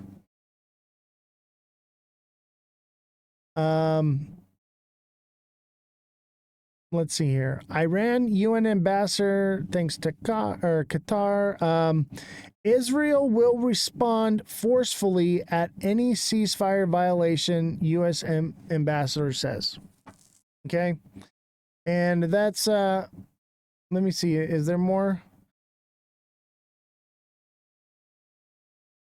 Some GOP lawmakers downplay the need for classified briefing in Iran. We're probably not going to get a brief. And that's it for that one. Okay. One last one. Okay. Tehran will restore its nuclear program, Iranian atomic chief vows. Okay. Iran is assessing the damage to its nuclear industry following Israel's intensive 12-day campaign against it and Arrangements have been made for its restoration. Iran's nuclear chief Mohammed Salim said Tuesday the plan is to prevent interruptions in the process of production and service. Elysium Islami said, according to Iran's state-owned Mer News, claiming that Tehran had been prepared for damage to the nuclear sites. They were prepared. They were already ready. We didn't do anything. We just started a war. I think Israel started it, but yeah, nobody who started it. Okay, Jacob and Esau started it. Jacob's mother started it, and I would say Abraham started it. Okay, because Abraham supposedly didn't do what God told him to do. Okay, so where does the fault lie? Adam or Eve? Jacob or Esau? You know, Abraham, or was it Sarah? Who was it? That's where the fault really lies, you know?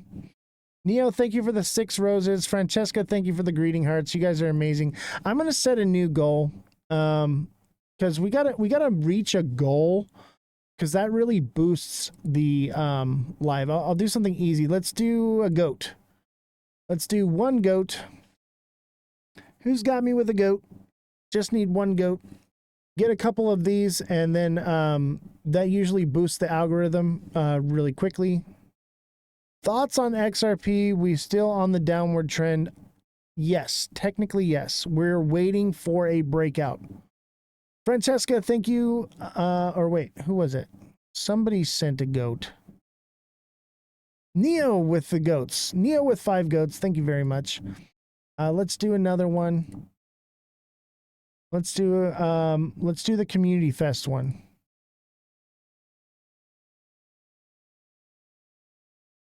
Let's do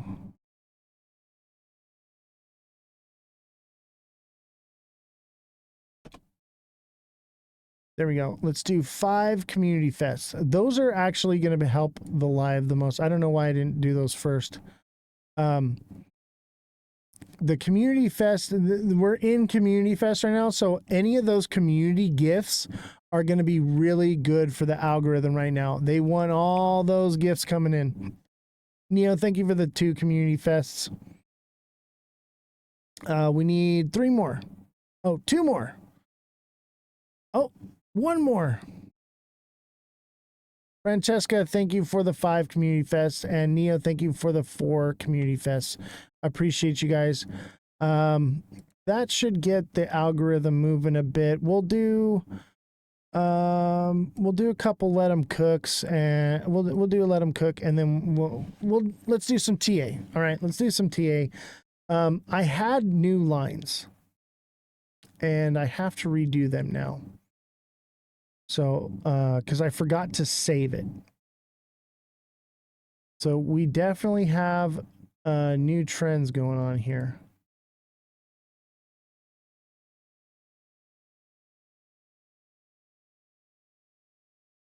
There's that one. And then there's this one.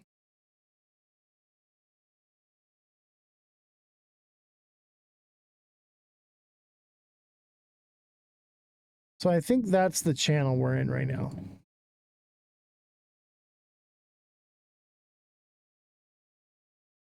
Yeah, that's what I had. Okay. So we've got to break up, I think, 25. So this is 20. No, wrong line. Let's move that. I think I had it right here. There it is. 25. If we can bump up to 25, 225 in the next couple days,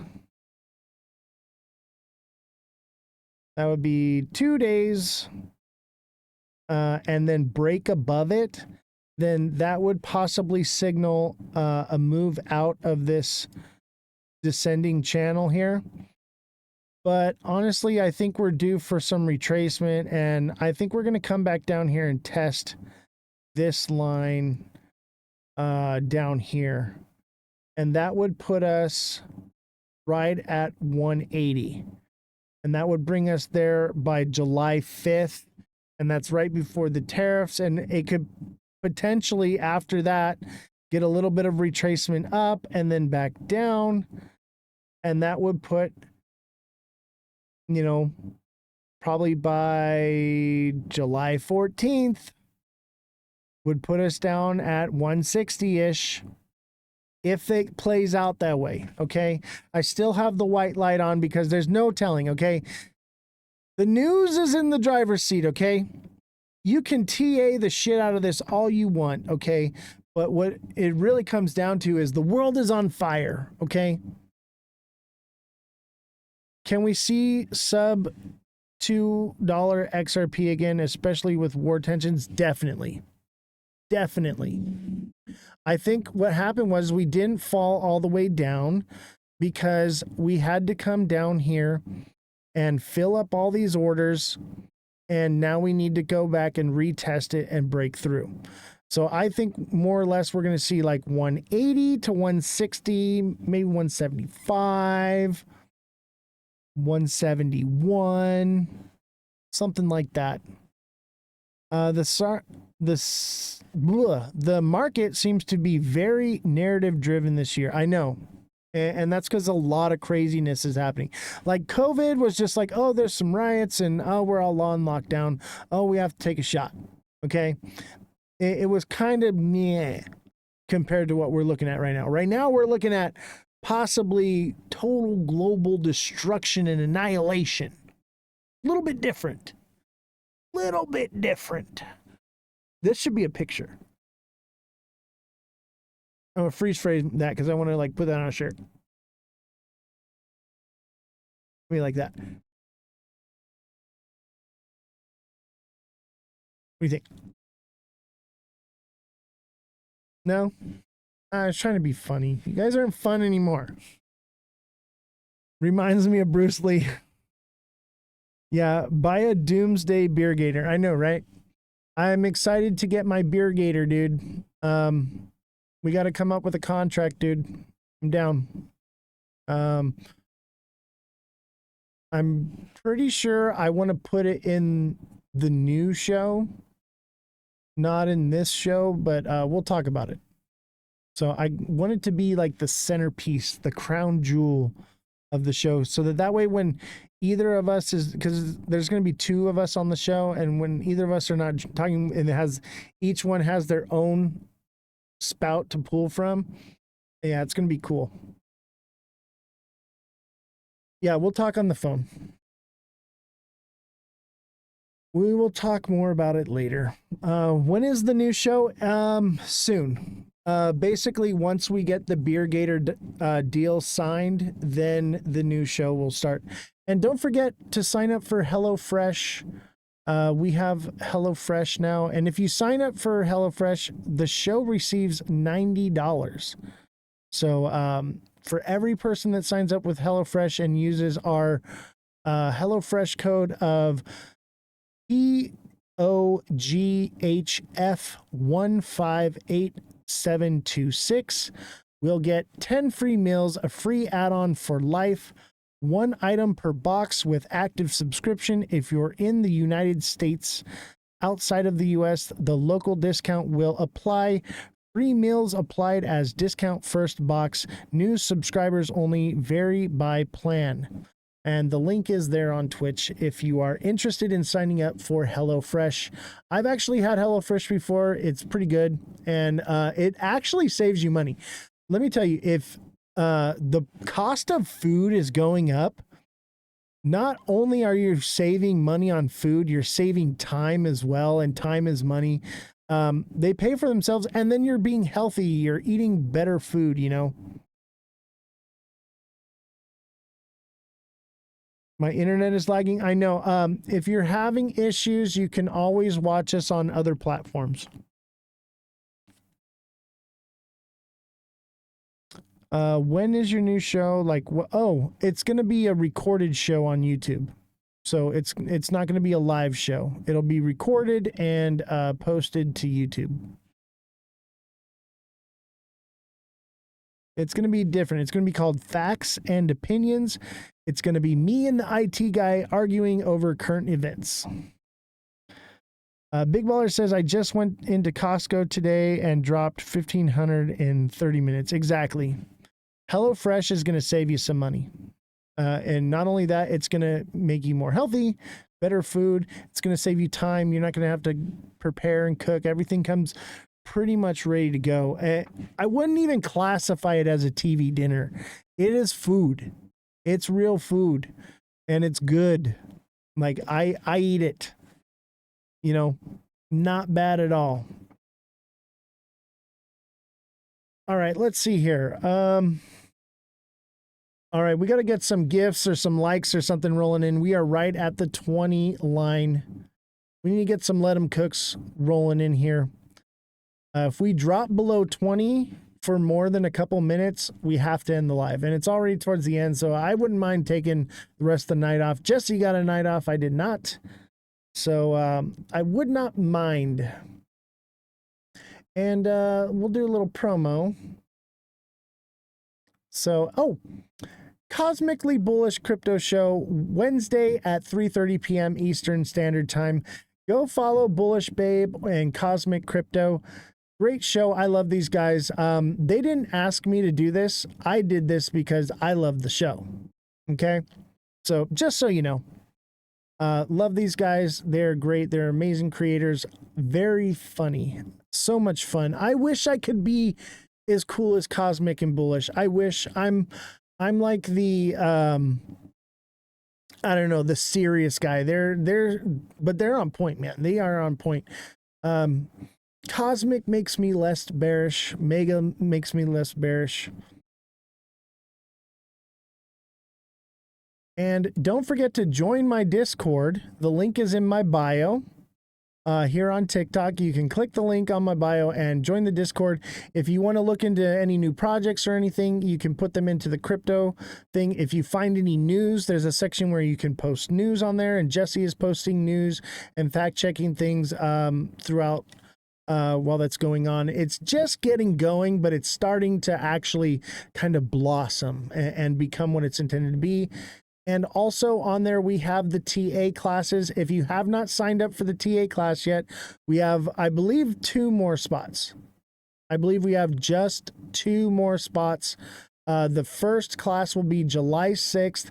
If you want to sign up, send me a DM on either Discord or on TikTok or YouTube, wherever. Send me a message and I will get you in the TA class. It will be on Discord exclusively every Sunday at 5 p.m. Pacific Standard Time. It'll be a live one-on-one kind of class. There'll be a couple of people in the class, but you'll be able to either chat or voice call with me. So we'll be able to talk and explain things to each other and converse back and forth. And that way I can teach you better. And I want to keep the class size small so that way I'm not overwhelmed, you're not overwhelmed, and I can teach you guys quickly, get you in the class, get you taught, and get you on your way and make room for the next person. Obviously, some people might need a little bit longer. That's up to you. But the faster you learn it, the less money you're paying for it. And as always, we have our merchandise. We have cups, t-shirts, mugs, we have stickers. Get your Oz the Crypto Goat merchandise. Help support the show. You don't always just have to send little gifts. The gifts are great, but if you want to get something in return and help the show, get some merchandise. Order some HelloFresh. Get something in return. You know what I mean? I understand your money. You work hard for it, and you don't just want to give it to the bearded redhead on the internet that yells too loud about XRP. Jimmy E, are we bearish? The white light is on. The news is in the driver's seat, bro. But I'll tell you this. I think all the fake good news that could come out has come out. So if the truth comes out, then I would say bad news is about to send it down. That's what I think. I think all the normies, excuse me, that actually think the war is over, they're going to get scared out again because they're the low frequency, not so smart trader. They're going to be the ones that FOMO in and FOMO out. Like, yeah, it's highly likely that we move down again. I think we're definitely moving down at least to like 215 or 208, something like that. We'll just have to kind of see. The news is in the driver's seat. I can't TA this stuff for it. What I can tell you is what the pattern's showing me and where like support and resistance are at right now. I can't. There's no way to predict anything right now. That's why the white light's on. I don't know. I'm leaning towards this way. Leaning that way. Okay. We'll see. Let's leave it on. I'm gonna say we're probably gonna go down today.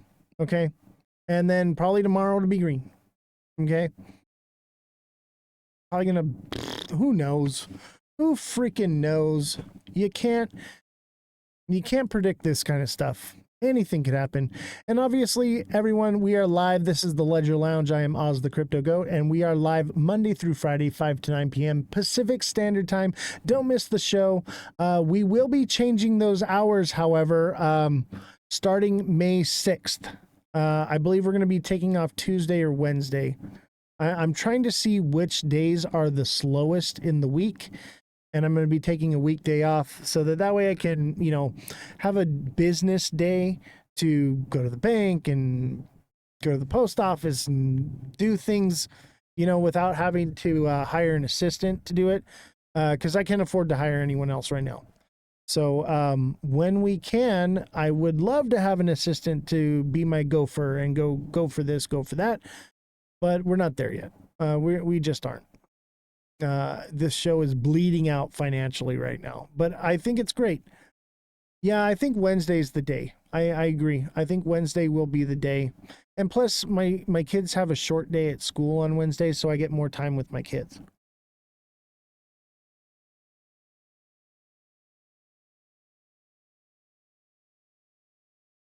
And yeah, I think that pretty much covers it. Does anybody have any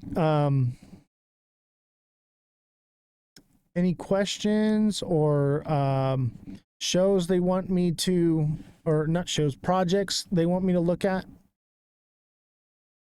We'll do some TA for the rest of the night and call it a night. If you're not a subscriber, you got to send a gift. It's got to be a Community Fest gift. Otherwise, I'm pretty much tapped out for the night. Danny Gibson, thank you for the Let 'em Cook. Much appreciated. And obviously, if you can't give, hit the like button. Hit the like button, put hashtag FYP, show some support for the show. Let's go. Let's see here. I'm being bold. Let's see if we can get a galaxy. Can we get a galaxy for the live? We've raised $8 this live, which is all right, but galaxy would definitely help. I'd like to earn at least $20 a live. Obviously, I get it. If you guys can't give, you can't give. No big deal. But yeah, the goal is a galaxy. If we get one galaxy alive and then the regular heart me's and everything, I think that would get us closer to like hitting that $20 alive goal.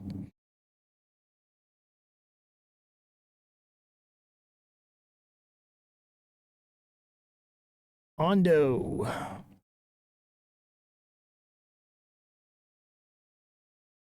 I can't wait to buy me some Ondo. So Ondo completed this Head and Shoulders. It reached actually below our price point. I think it could potentially come back and retest these lower zones. I think it could retrace back to 70 cents. Let's see. If not, and it just continues upward, I think it will meet resistance at 84 cents. If it consolidates sideways, that's an inverted head and shoulders, and that would send it to 80 cents to 85 cents, 86 cents, 87, 88, maybe even as high as 91, which would be great, you know. But it definitely played out that pattern completely. XRP, not so much. There's a lot of buy pressure on XRP.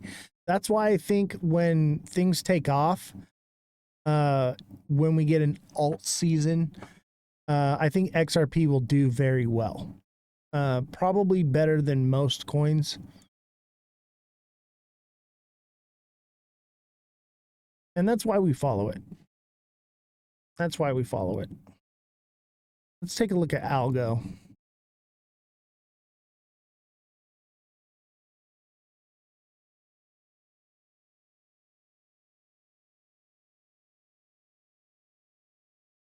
Algo looks similar. Algo hit its target at about 15 cents. It was 15.33.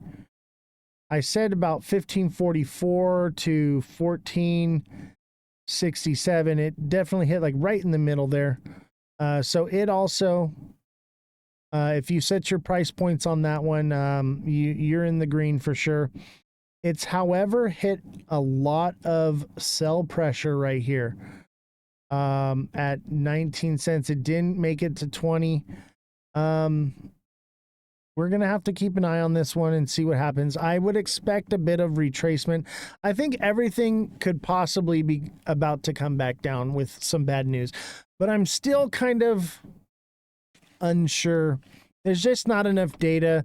The news is in the driver's seat. You can't predict the news right now. Okay, what I can tell you is I don't think it's over. I don't think it's over. If it is, expect a miracle boom. But then tariffs are going to come along. No rate cuts are going to come along. So that's where I'm at. But maybe we get a perfect storm. Maybe peace on earth and goodwill towards men. Interest rates get dropped. Tariff deals signed across the board that are amazing, and everything is sweet sunshine and rainbows. Then yeah, alt season's on, baby. I just don't think so. The world is just flipped upside down right now.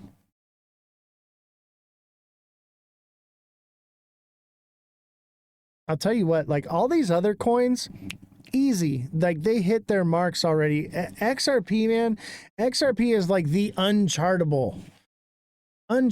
Ooh, SCI looks good. It looks like it double bottomed here, looking great. It could potentially have been head and shoulders. I think it's more of a double bottom, and it pumped up. It's fulfilled its double bottom. Looks like it's starting to get some sell pressure, and should retrace to the fair market value of 27 cents, 27.15 to 24.50. That's where I'm thinking it'll land. I'm leaning towards the high side on this one. Who knows though? Maybe it just, because look at what it's done. Maybe it just and just takes off. It could just start doing this kind of stuff. Boom, boom, boom. That would be September 3rd. It hits its peak. That sounds about right. That sounds about right. I feel like we might be moving towards altcoin season here soon. It's definitely likely. Do I think we're going to get a crazy altcoin season, see new all-time highs? I don't know. Probably not, because the liquidity is more spread out. But I think we're going to get a good pump. I think enough people believe in it. There's a lot of money sitting on the sideline. I'm one of them. I'm sitting on the sideline waiting. Okay. And probably in the next retracement, I'll probably be entering. But I kind of want to wait the next couple weeks and see what happens with tariffs, see what happens with interest rates, stuff like that. But if good news starts flowing out, I'm just going to hop in market price and just let it go and hope for the best, you know. Because I think if enough people believe in the altcoin season, it becomes real, just like the moon cycle. All right, do we got any more? Look at SXT. SXT is already getting its retracement, but a lot of buy pressure. Bringing it back up. It just dropped for a long time. It is due for a move up. I think it comes up to about 950, consolidates, and then this is like an inverted head and shoulders maybe. Who knows? Maybe it comes all the way back down and double bottoms and just takes off. If it does that, oh, that would be really sweet. Another buy opportunity at the bottom here. Ooh, yeah. I did not do Cardano yet.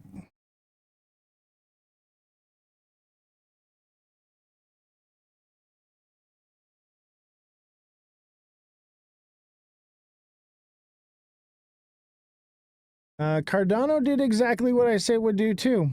To the cent. 51. It wicked at 51 and it candle closed to the cent 54. That's incredible. This one hit to the cent. If you put in the exact limit order I gave you, you would have caught the wick on this one and the pump. But same thing, you know, it could get a bit of a retracement here. Look, it's already starting to redden out a little bit here. News is in the driver's seat right now. News is in the driver's seat, and there's just not enough data. Just not enough data to tell what's going to happen. It could potentially just hit another downward trend. And let's do a bullish and a bearish on this one. So if it goes bearish,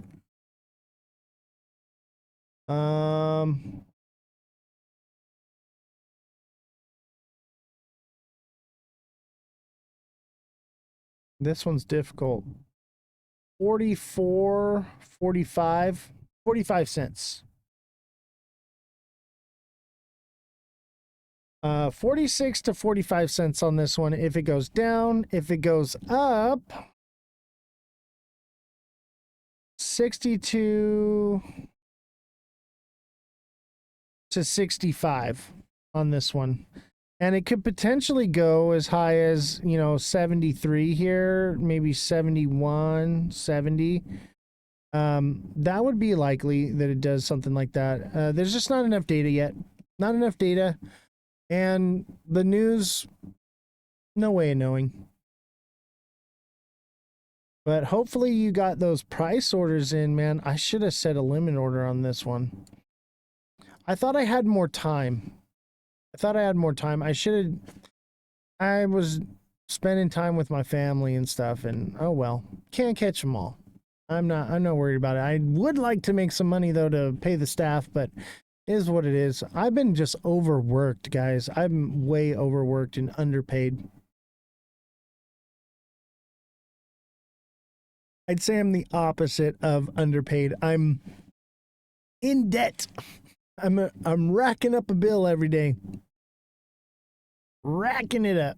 All right, can we get some gifts flying in here? Can we do the galaxy? Can we get a galaxy? That would be incredible. A galaxy would just be phenomenal.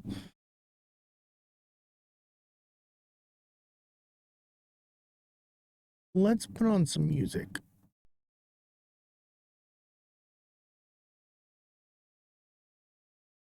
Hey, Seuss, thank you for the galaxy, man. I appreciate you, bro. See, we made 12 bucks this live. Thank you, bro. I appreciate you. I'd like to get to 20. And remember, you can always leave a donation on the Cash App, Venmo, or PayPal. If you don't know what the PayPal and Cash App and all that already, just send me a DM. Say, hey, I want to leave a donation, and I can give you that information. Got to work on manifesting together. Yeah. We've been doing all right with manifesting though. Like everything is here. It's built. If you build it, they will come, you know? It's just going to take time. We just got to stick with it and keep going. And I believe in what we're doing, but we are dropping below, we're dropping below 20. We've got to get the numbers up or we're going to have to end the live, unfortunately. We can't be below 20 viewers for too long. So help me reach this goal. And everybody, FYP in the chat. Everybody hit the like button. Everybody spam the chat with smiley faces, emojis, whatever. W's. Spam the chat. Send gifts. Anything we can. I'm going to give it maybe 1 or 2 more minutes. Or we're going to end the live early. Hey, Jesus, thank you for the FYP. Don't forget, tap the screen. Just keep on tapping it. The likes is the best thing. If you can't give money, tapping over and over and over and over again is the best thing for the algorithm. That's what they want. They want the likes. They want the gifts. That's really what does it. Jesus, thank you for the likes. MVP Gamer, how's it going?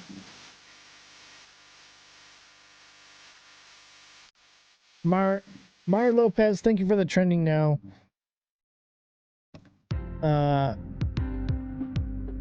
Alexa Delgado, thank you for the FYP. Yeah, keep on tapping, guys. We're at 47K. Let's get to 50K likes. Let's get to 50K likes. Everybody start tapping the screen. Tap away. I'm going to give it like 30 more seconds and then I'm going to end the live because I don't want to ruin our stats.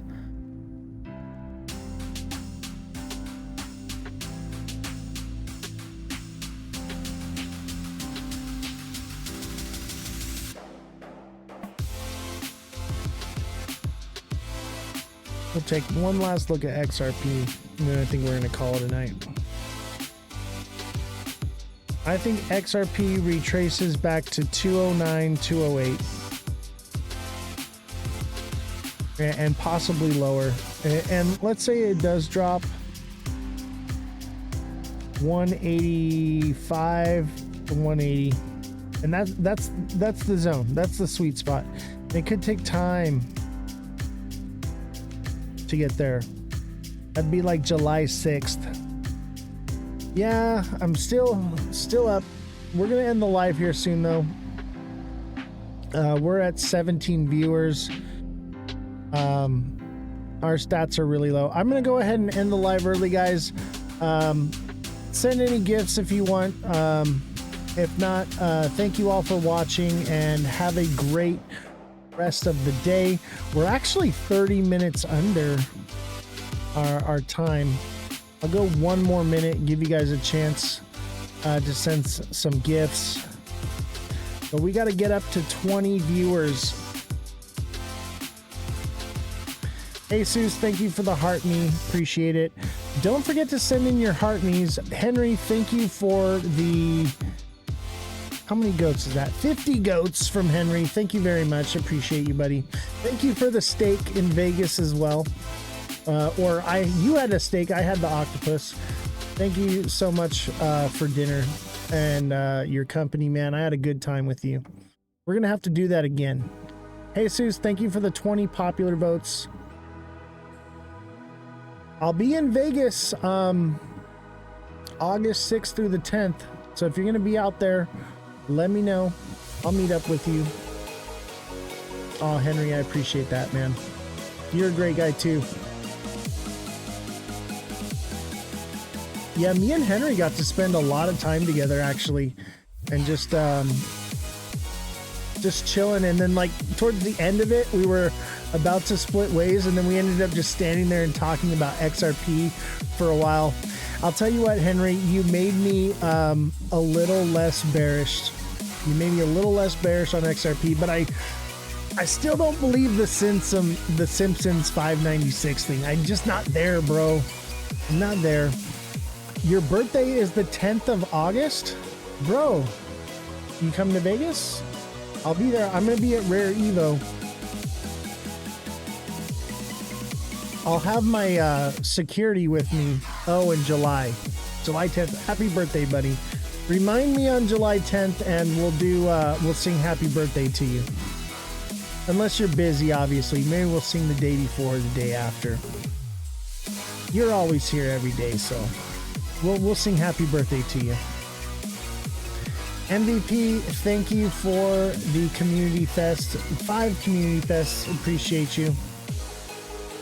We're at 18 viewers.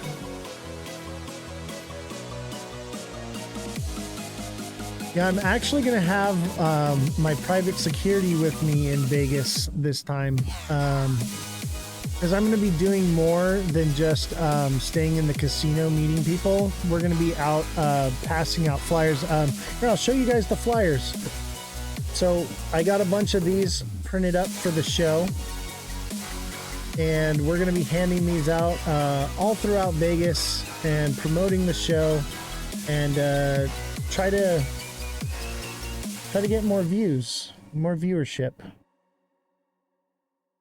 Yeah, they're pretty nice too. They're good card stock, decent size. They look cheap, but I mean they're good. I wanted something to hand out at Rare Evo and say, hey, you know, and then I left the back blank so I could write on there something if I needed to. But yeah, the goal is to go out there, promote. We're going to be going live for the whole event. Not just the you know, technical stuff and you know, the whatever. We're gonna be at the pool parties and stuff. I'm thinking about entering in the golf competition for Rare Evo at Top Golf. I haven't decided yet. I don't know if I'm gonna have time to be messing around doing that. I really want to. If you know me, I'm a big golfer. I got my golf hat on right now. We'll see what happens. We'll see what happens. I really do want to go, but I'm there for business. You know, it's a business trip. But I could technically write it off because it is part of Rare Evo. So it could be a nice write-off. I don't think we're profitable enough yet to need write-offs really, but who knows? You never know. Maybe get a big donation from somebody at some point, but donations aren't taxable anyway. So that's also another thing. If you send donations, it's untaxable. When you send the gifts through TikTok, that's all taxable income, you know? So when you give directly with a donation, that's the best. Or even the HelloFresh. I mean, that's taxable income too, but if you sign up for HelloFresh, that helps me out quite a bit. I get $90 for each person that signs up. So if you want to help the show and you want to get something in return, you know, get some merchandise, get some HelloFresh, get something out of it, you know. Anyway, I'm going to end the live early tonight. Everyone take care. I'll see you all tomorrow at 5 p.m. Pacific Standard Time. Have a good night, Henry. Have a good night, chat, everybody. I appreciate all that you guys do for the show, and I will see you next time.